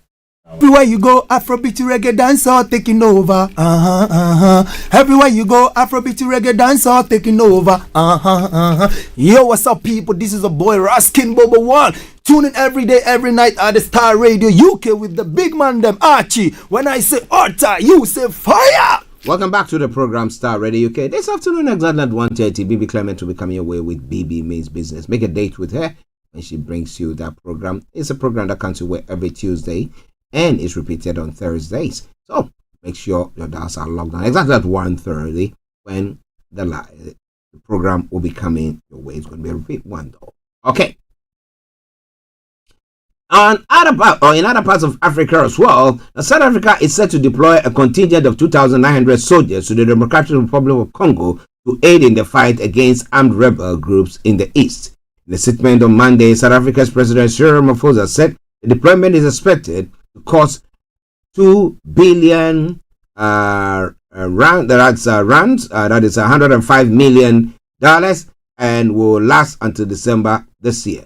Malawi and Tanzania will also contribute troops to the mission, which is replacing the East African Regional Force, which left the DRC last December after the Congolese government deemed it ineffective. The troops are part of South Africa's contribution to the South African Development Community Eastern Congo mission, approved in May last year to address the worsening security situation in the area. Now, in recent weeks, violence in the east has spiraled with deadly attacks by the M23 rebels group, forcing thousands to flee their homes and seek safety in the city of Goma. Now, M23 has since made further advances and is approaching the city located in North Kivu province. Listeners, Starr Radio UK.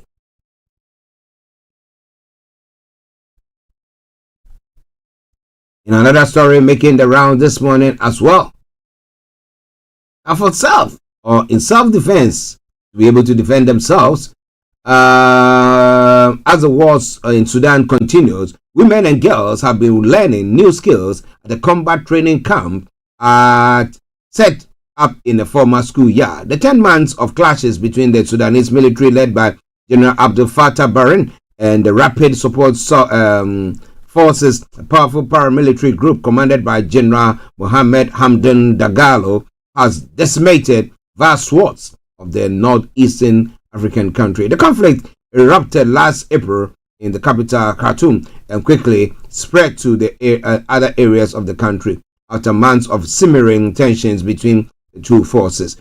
At the training camp in Port Sudan, one of the many set up across the country after the Sudanese army called on civilians to take up arms. Military officers have been teaching women drills and how to use weapons such as AK-47 and assault rifles. Pulling the women in for self-defense. Why not? Why not? Why not? But in DR Congo as well, there is an DR Congo anti-Western protest take place in Kinshasa. Demonstrations have been taking place in recent days in the Democratic Republic of Congo's capital, Kinshasa, with crowds protesting against Western governments. The protesters accuse Western government of failing to use their influence to curb violence in the eastern part of the country, specifically prevent Rwanda's presumed involvement in the conflict. And demonstrators gathered in front of the embassies of the United States and the Western countries and throughout the city center over the weekend. On Monday, they burned the US and Belgian flags, while one crowd burned tires in front of the UN MONUSCO headquarters. Police responded by firing tear gas, while many international schools and foreign-owned shops remain closed as a precaution. The DRC's foreign minister, Christophe Lutundula, on Monday assured, my apologies there, my producer just told me that my image wasn't on. Yes, but you were hearing me, weren't you? Okay. The DRC foreign minister, Christophe Lutundula, on Sunday assured Western diplomats and UN officials that the government will protect them. The protests come following the advances by M23 rebel groups in recent weeks. Hundreds of thousands of people have fled their home in the Masisi region to seek refuge in the city of Goma following a deadly attack by groups. But this is all coming your way from Starr Radio UK, your favorite African and Caribbean radio station in London. Another story that has a couple of stories here, but another one that has erupted. Okay, let me bring that your way before we move on to others. Rescue operation now ongoing in a remote village in northern Ethiopia after a cave collapsed, trapped over 20 artisanal miners. According to reports, the incident occurred 3 days ago in the Lanta district while the miners were searching for opal gemstone. It is, however, not clear the exact number of individuals trapped.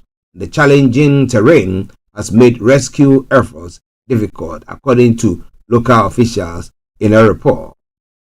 Hundreds of locals are trying to dig openings for the miners as the village landscape has made it difficult to get support from machines. The rescue attempts have so far been unsuccessful, but authorities remain hopeful of finding survivors. The officials said that in the previous incident, a miner was found alive after he was buried inside a cave for 7 days. Okay, so let's pray for them that they are rescued alive. Okay.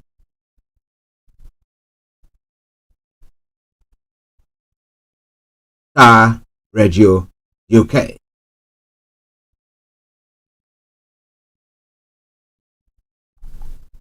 Corresponding reports from the ground reveal the grim reality faced by those affected by the explosion with families grappling with the aftermath of tragedy, communities shaken by the violence that disrupted what would have been a day of celebrations and unity in Cameroon. A devastating explosion marred Cameroon's National Youth Day commemoration as an improvised explosive device ripped through a food sales outlet in the town of Nkambe, leaving a trail of destruction and injuring numerous individuals, including children. The attack, believed to be orchestrated by separatist fighters, underscored the ongoing unrest in the country Anglophones region and cast a shadow over the annual celebration. According to reports from the state's radio and television state CRTV, the explosion occurred just 2 hours after a parade of school children marked the occasion of National Youth Day. Videos circulated on social network depicted scenes of chaos and children clad in blue school uniforms fleeing the scene alongside injured adults receiving assistance from bystanders. Now, why is the government not calling a truce, calling these people in, bringing them in to look at what they can do about that? Now, one other story before I come to one that is quite an interesting one. A U.S. Customs and Border Protection dog sniffed out something unusual in the luggage of a traveler returning from Africa, and that was mummified monkey.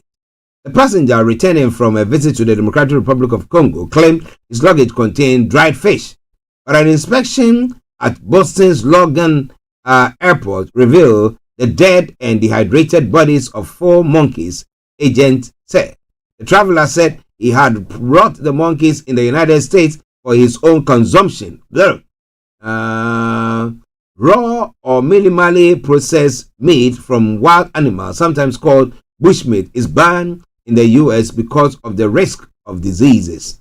And the dangers posed by the introduction of bushmeat in the United States are real. A bushmeat can carry germs that can cause disease, including Ebola virus, said Julio Caravia, local port director for Customs and Border Protection. Oh my goodness. Quite interesting, isn't it?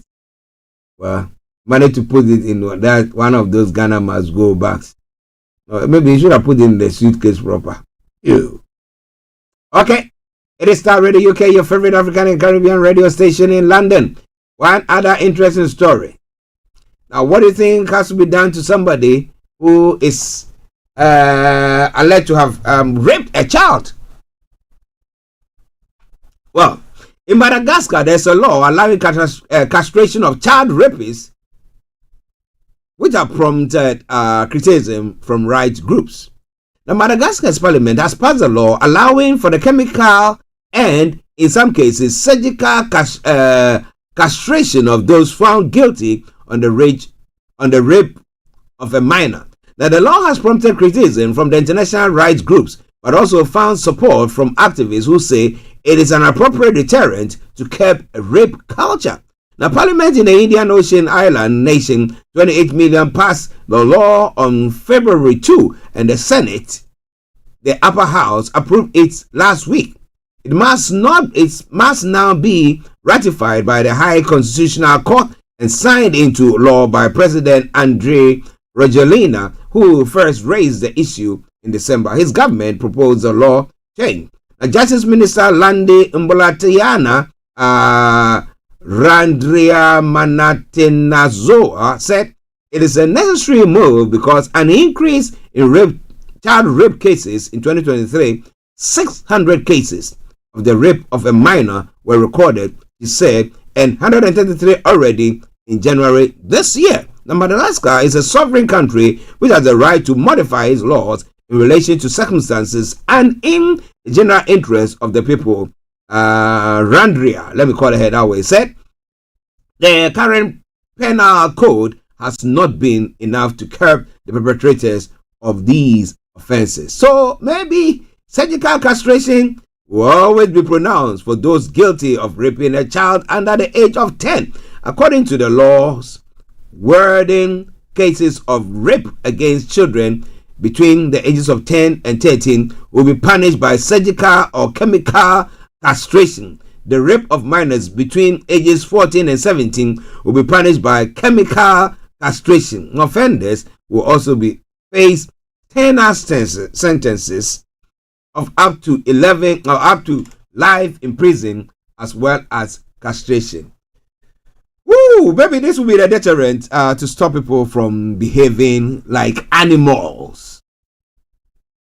But when it's found out that maybe an alleged accusation of somebody raping a minor is false, and this person in some way, because of the witnesses of other people, is found guilty, then what have we done?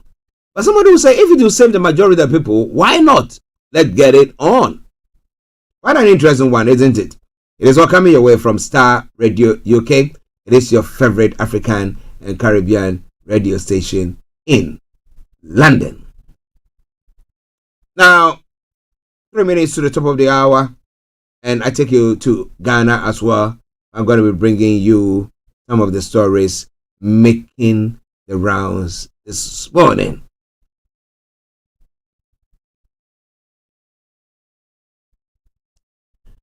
In a murder, the Ghana Police Service has apprehended 2 additional individuals, bringing the total to 7 in connection with the murder of Mr. Eric Johnson, the Chief Executive Officer of Cozy Hill Hotel in Jirakpa, located in the Upper West region of Ghana. The latest individuals taken into custody are Charles Tuzo and Favor Noble, both of whom are employees at the hotel. Now, prior to the development on Sunday, 4 suspects, Dukuri Foster, Brahima Kasim, Yoy Felix, and Michael Kloge, are all employees of the Cozy Hill Hotel, were arrested and are currently assisting in the investigation. Additionally, suspect Kumbata Kwaku, who was previously arrested, remains under investigation. The efforts in the investigation are ongoing to ensure that the perpetrators are brought to justice. Mr. Eric Johnson was discovered on February 11 in a room at the hotel,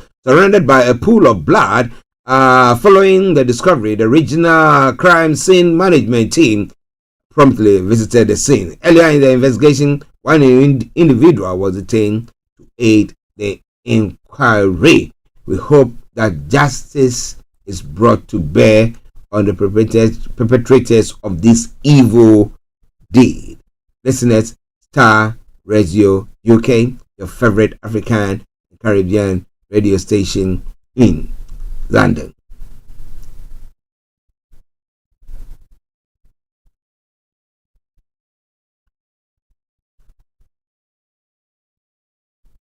Now, when you see our MPs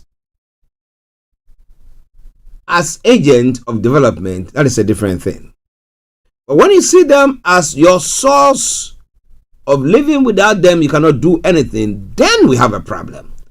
Now, this is an MP who decided to build a toilet facility for his community or for his constituent. Now, they're charging for its usage. However, the monies that have been accrued from the surcharge of the usage of this facility, whether it's been squandered or whatever, mismanaged, whatever, now it's gotten to a point where the sockaway system, okay, what contains the end result, right? Yeah, you got it. Okay, because if you're having your lunch or dinner, I don't want to, let you feel some way. It's supposed the money that they are acquiring, which is operational money, so some of that money should be used to clear the waste, the human waste. Okay. However, it's not so. So now the community now comes back to the MP to say, you know what? Can you give us some money, or can you come and send those people to come and evacuate the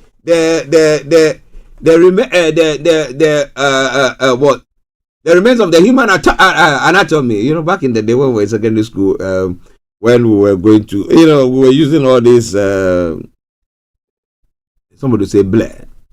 So when somebody is going to we say, oh, he's going to evacuate his no. He said he's going to call aquatic abortion. And when somebody is going to do number 2, we say, well, he's going to evacuate the internal residue of his human anatomy. Yes. Now, the internal residue of the human anatomy, they are now calling the MP to come and see to it that is, taken away as well. So the question is, what has those monies been used for? And for that reason, this MP, who has been in place for how many years? More than 8 years, have decided, you know what, I want to quit. Now, Member of Parliament for Bekwai and First Deputy Speaker Joseph Osei Owusu has for the very first time revealed why he is quitting public office. The 4-term lawmaker who entered Parliament as an independent candidate and later switched to the NPP will no longer return to the House of Legislature next year. Many have wondered why a lawmaker of his caliber, occupying what political book runners would describe as a safe seat, will abandon his legislative career midway. It turns out, some unreasonable demands from some constituents drove him to take the decision to leave. In an exclusive interview, he said, Joseph Osei Owusu, affectionately called Joe Wise, revealed a community asking him to dislodge a toilet facility he constructed despite charging fees was the last straw for him. What is worse is, that is the worst part indeed, I will confess to you. One of the reasons that made me think it is enough, I'm not going to seek any public office again, and was some community demanding that their public toilet is full, and if I don't have those drained, then they won't vote. I kept asking myself, was it all worth it?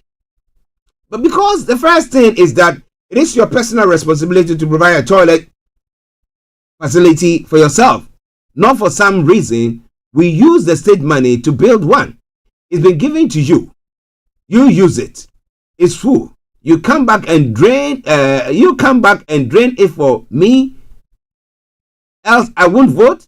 Somebody has not even gotten that opportunity at all. There's another community that doesn't even have it. In the end, I ask myself, is it all worth it? Because what is even annoying, and let me be frank, if you go into that community, the people using that pay for it. It's the community leaders that collect the money, and they call the community money. They call that community money, and that is not even for replacing bulbs. So they are comparing notes. According to the former CEO of the DVLA, citizens generally are refusing to play their role in the governance architecture, aside from the constant demands from political office holders. You build mechanized boreholes for communities. Some come back to say they can't pay the bills. Come and pay the electricity bills. How irresponsible can we be? These are some of the things that makes it difficult to be in public office, beyond the general lack of appreciation, and we want you to do this without talking about how we should do it. Another phenomenon that had contributed to the exit of the Bekwai MP is abuse from the youth. According to him, the Ghanaian youth has become overly abusive of the elderly in their discourse. A reverence for the aged has been thrown to the dogs, and he believes unlike what existed in years past. Young people are generally way too abusive. Generally, their choice of words in discussions, and you think that is not enough? Well, he thinks that is enough, and he's called it a day. So he's not going to be running for a position, a member of parliament for the choir. Yeah. This December. Well, that's quite an interesting one. Let me say good afternoon to my lovely sister, Rosita Gail Hammond. Rosita, how are you doing? Yeah, I know that I learned you are enjoying the heat too much. Okay. Tell your hubby to take you out so that you can enjoy a bit of the breeze. Maybe in the evenings. What do you think? Well. Listen to Starr Radio, okay? Your favorite African and Caribbean radio station in London. It's nice to hear of you all guys there.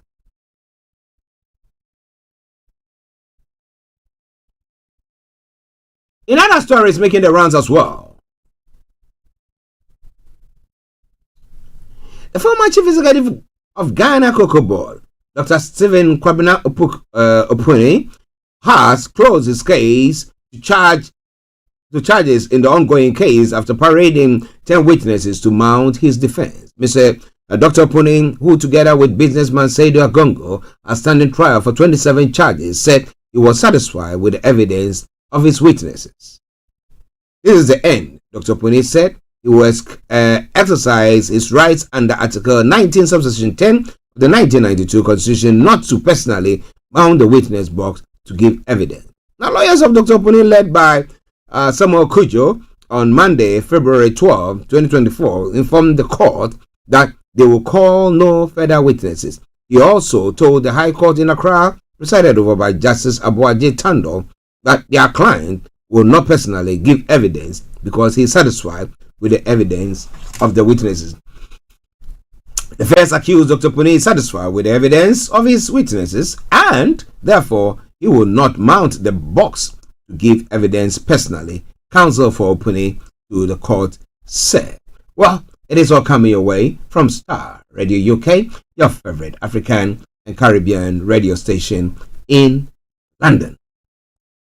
Now, that's one interesting story. Let me bring that your way from Ghana as well, and then we move on. We know that the president is contemplating on reshuffling. Now, the question is, the keenly awaited ministerial reshuffle of the Nana Addo Dankwa Akufo-Addo government has yet to be formally communicated. This has not stopped political watchers from speaking to insider politics within the corridor's power. Towards the end of last week, Angel FM reported that the list of changes was set for release over the weekend. That, among others, contained changes in key ministries like Information, Finance, Youth, and Sports, Foreign Affairs. As of Monday, that was yesterday, the 12th of February, Bright Simons of Imani Africa reported that three key cabinet members were the subject of a tense situation at the seat of government. The three are Vice President Muhammadu Bawumia, who also doubles as the 2024 flag bearer of the MPP, Finance Minister Ken Ofori-Atta, and Energy Minister Matthew Opoku-Prempeh, who is also Member of Parliament for Manshia South.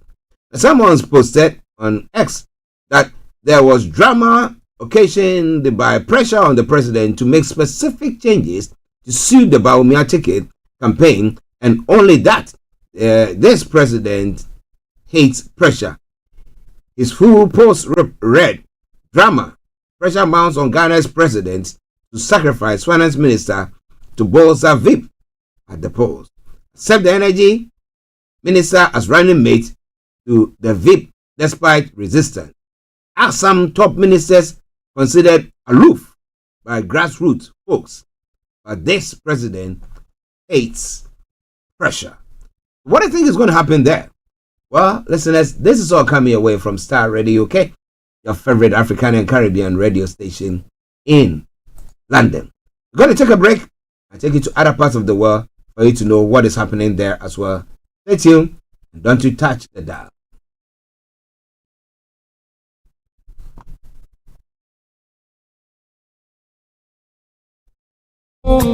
Hi everyone, it's your girl BB Clement, the author of How to Go From Employee to Entrepreneur and the host of your weekly business show, BB Means Business, the show where we discuss everything you ever wanted to know about business but you were afraid to ask. How do I start my business? How do I raise the finance? How do I grow my business? Where am I going to find my customers? Join me every Tuesday at 1:30 p.m. on Starr Radio UK to get all the information and tips that you need to become a successful entrepreneur and become financially free. Remember, don't let life dictate to you. Rather, put your signature on life. Hi guys, this is your friend Uruj from SendWave. SendWave is a money transfer app that is used by people all over the world to send money to their loved ones in Africa. With SendWave, you can send money to Ghana, Nigeria, Kenya, Uganda, and Tanzania. And the best part is, SendWave is absolutely commission-free. Our exchange rates are excellent. You can see for yourself by checking them out on our website. So how do you use SendWave? SendWave is an app that you can download onto your phone from the App Store or Google Play Store. The app is free to download. After downloading it, just open the app and enter your name, email, and phone number. That's it. You're good to go. Make sure you use the promo code SR. S for Star, R for Radio. This promo code will give you £5 free credit to send to Africa on your first transaction. Your money will be delivered to your recipient within seconds. Feel free to call me on 0749 7377 647 at any time. I'll be happy to tell you all about SendWave and help you in any way I can. Remember to use the promo code SR for £5 free credit. Medasse. Hey, Charlie. You're on your way to Ghana. Boy, oh boy. You stressed out. Tired? Go, you're going to be resting. Okay, then let me recommend to you JN Mobile Spa in Accra, Ghana. Oh boy. JN Mobile Spa, they provide organic care in massage. Are you stressed? Do you need rejuvenated, etc.? For your facials, maybe exfoliating, firming, and lifting? Then contact JN Spa on 00233 244 941 002 or 00233 2006 06386, and they will be right there on time. JN Mobile Spa, your health and beauty needs at your doorstep. Star Radio. Radio for the people, by the people. Welcome back to the program. It is Star Radio UK. If you are visiting Ghana, then you know what to do. JL Mobile Spa is the company that you need to get in touch with if you want to enjoy your full rest there. JL Mobile Spa, they are involved in massaging, whether you are distressed or you want to be rejuvenated, sensual or healing therapy, whatever it is. Get in touch with them and they will help you. This organic care means to do so. Now, when it comes to your facials, exfoliating, firming, and lifting, you want it to be like, yeah, they're going to do that for you. So get in touch with them for their numbers 0244 941 002 or 0200 606 386. If you want to write to them, PO Box 6152, Cantonment, Accra, Ghana. And all that you have to do is just to call them and they'll be there right out of your doorsteps.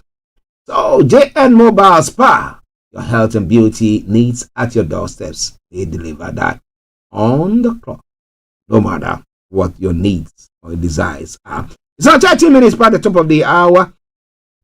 The latter part of the program, Star Radio UK. As I said earlier on, this afternoon, exactly at 1:30, we'll be having BB Clement coming your way with BB Means Business. But now, it's time for us to go to other parts of the world to see what is happening there again. So let's go on and let's see. I'm going to say, viens ici, see. Okay, or CBC, Abby. All right then. So,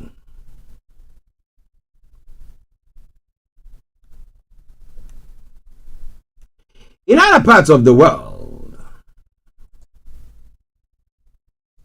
Biden says Israel must protect vulnerable in Rafah.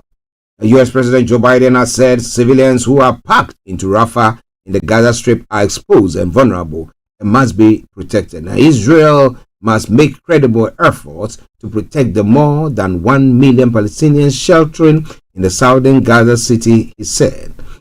Rafah has come under heavy Israeli airstrikes in recent days, with a number of casualties reported.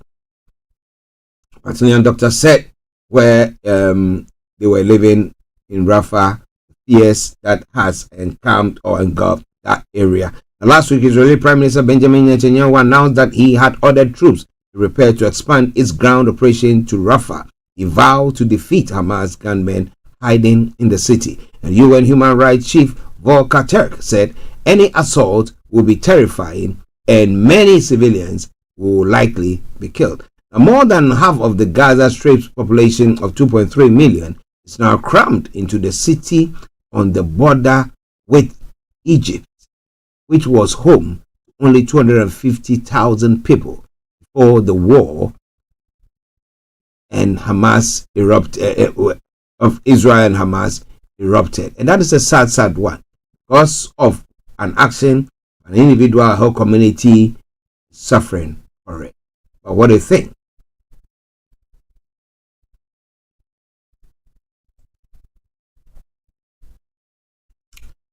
Now, ex-US President Donald Trump has asked the Supreme Court to suspend the lower court ruling that he does not have presidential immunity from prosecution.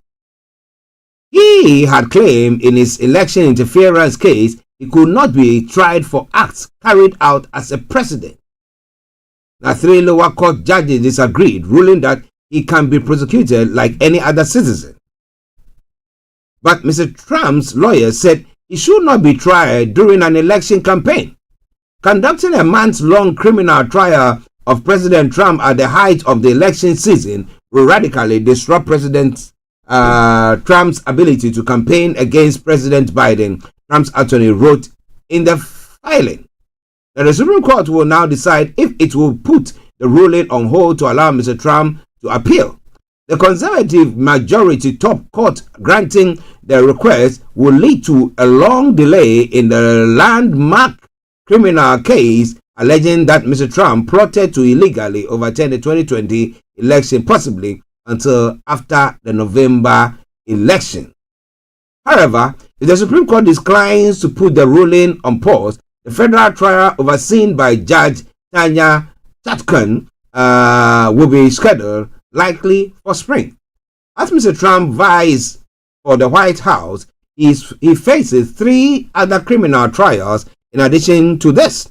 He faces charges in Georgia for an alleged attempt to overturn the 2020 election results in the state and a 7-count indictment in Florida over his handling of classified documents after he left the White House. The third base in New York is related to the alleged concealment of a payment to adult film star Stormy Daniels. He had pleaded not guilty against the charges in all the cases. Mr. Trump's legal team has also made repeated attempts to delay his criminal trials until after the 2024 elections. In the federal election interference trial, Mr. Trump has been charged with 4 counts: conspiracy to defraud the U.S., conspiracy to obstruct an official proceeding, obstruction of an official proceeding, and conspiracy against rights of citizens. He has repeatedly denied wrongdoing. He has repeatedly denied wrongdoing.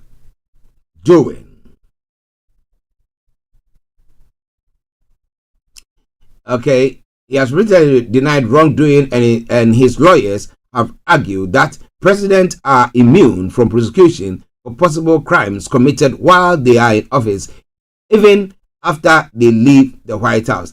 Last week, the argument was rejected by a 3-judge panel from the D.C.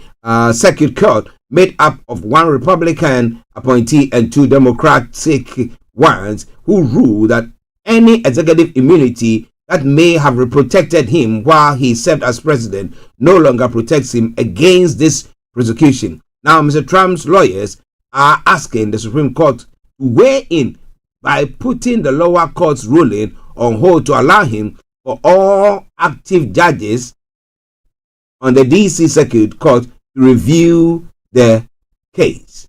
Now, if you are on that bench, do you think he was right in what he did?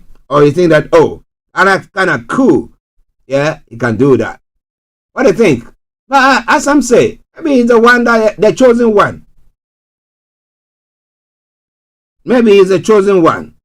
And what do you think about that? All right then. Starr Radio UK.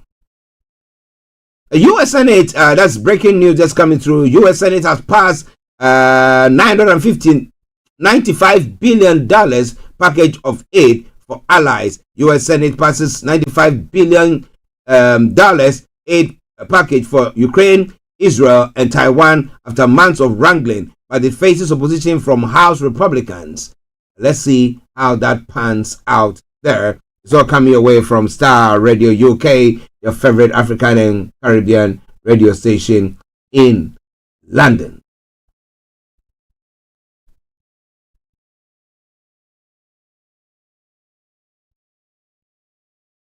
Now, one final story, and then we move on to the UK, and then we bring the program to a close there.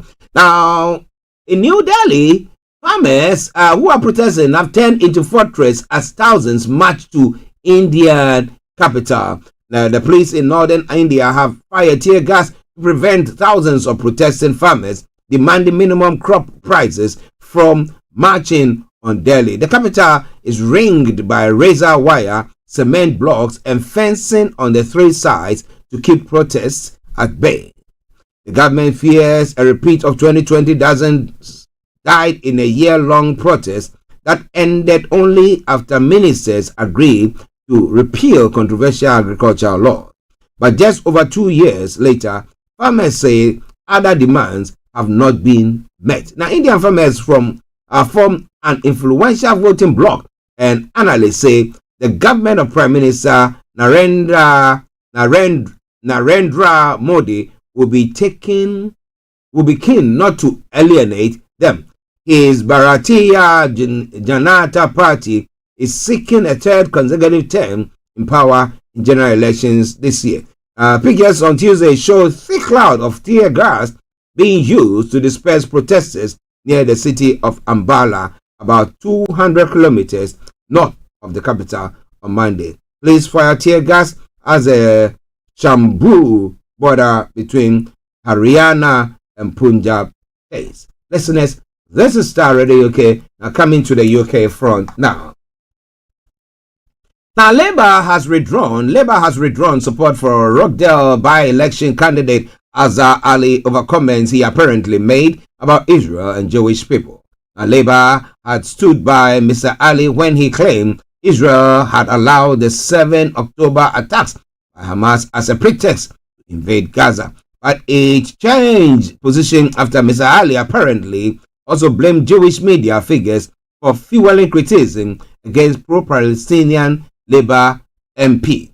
Now, Mr. Ali has been contacted for comments. He will still be listed as the Labour candidate on the ballot paper, as under electoral law it is too late to replace him. However, it is understood Mr. Ali has been suspended from the party pending an investigation. Labour has spent days defending him as a candidate after the Mail on Sunday published comments from Mr. Ali claiming Israel had allowed the Hamas attack. Mr. Ali subsequently apologized to Jewish leaders for my inexcusable comments, quote and unquote. On Monday evening, the Daily Mail published a fuller recording, allegedly, of Mr. Ali blaming people in the media from certain Jewish quarters for the suspension of Andy MacDonald from the Labour Party. Mr. MacDonald was suspended last year after saying he will not rest until we have justice, until all people, Israelis and Palestinians between the river and the sea, can live peaceful in peaceful liberty. The person on the recording goes on to say Israel planned to get rid of the Palestinians from Gaza and grab the land. He also appears to boast about preventing Israel flags being flown from local public buildings after the deadly attacks by Hamas gunmen on the 7th of October. Well, when they had that information, they decided that is the end of the road for him. Well. Let me say thank you very much for joining me today. Now, one final one.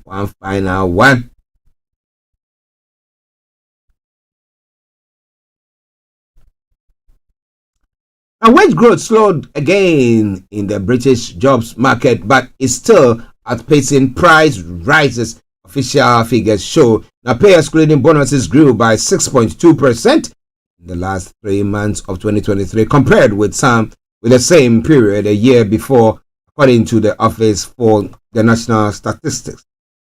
After taking price rises into account, pay went up by 1.9%. But the Statistics Watchdog has said it could not guarantee the reliability of the jobs market data. The ONS is currently updating how it gathers information about employment, but this will not be fully in place until September. The governor of the Bank of England, Andrew Bailey, has said the ONS figures are the bank's only way to gauge unemployment, so their current unreliability is posing challenges as policymakers weigh up what to do about interest rates in the coming months. The bank has been raising rates steadily over the past couple of years to try to reduce inflation, with the last rate in rise in August 2023. Higher interest rates cool inflation by making borrowing more expensive, discouraging people and firms from taking on debt to fund spending. As higher rates have hit the business and household finance, pay growth has been slowing from the highs seen last summer, and the number of jobs vacancies has been failing too. Listeners, this is where I bring the program to a close for today. As I did announce earlier on, this afternoon, exactly at 1:30, we'll be having BB Clement on BB Means Business. Make it a date with us when we bring you that program. But on that note, let me say, have a top of the day. I'll be back with you tomorrow, God willing, for the Wednesday edition of the morning show. But remember, at dawn, tomorrow dawn, we'll be having Command Your Money. Yes, the Power Hour by the Power Word International Ministries. Reverend Michael Esiama and his team, when they come your way from there. But let's enjoy this song as I bow down and I say bye-bye for now. Okay. Oh boy, oh boy. Let me bring you this one again. It's Names of Talkatives. Enjoy it and I'll see you.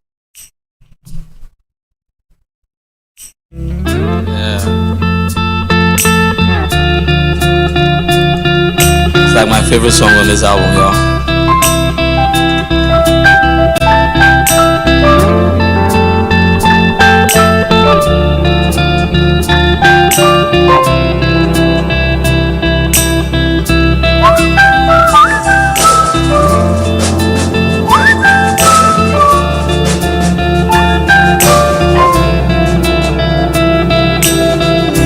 It's no secret in our world,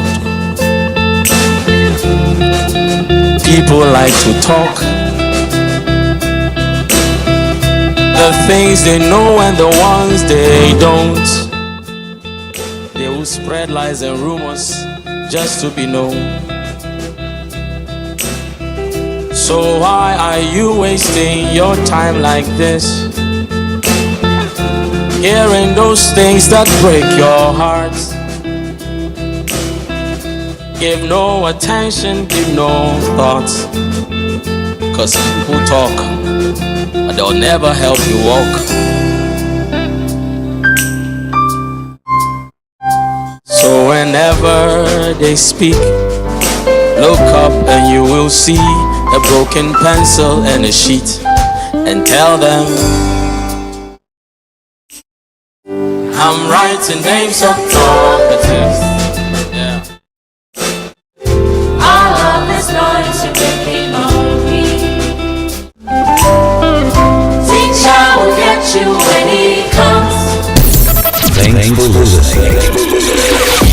Still time to waste. I'm writing names of talkatives. I'm writing names of talkatives. 1, 2, 3, 4, 5, 6, 7, 8, all of 9. This noise you're making on me. Teacher will get them when he comes. Teacher will get you when he comes. I have a race. No time to waste. No time to waste.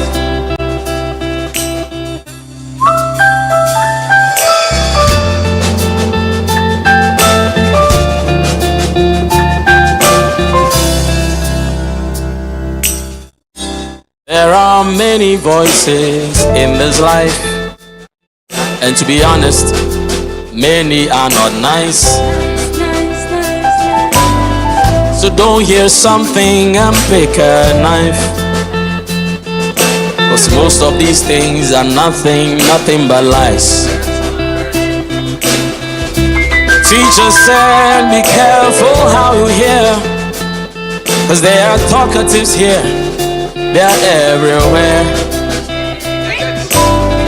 So silence the voices in your head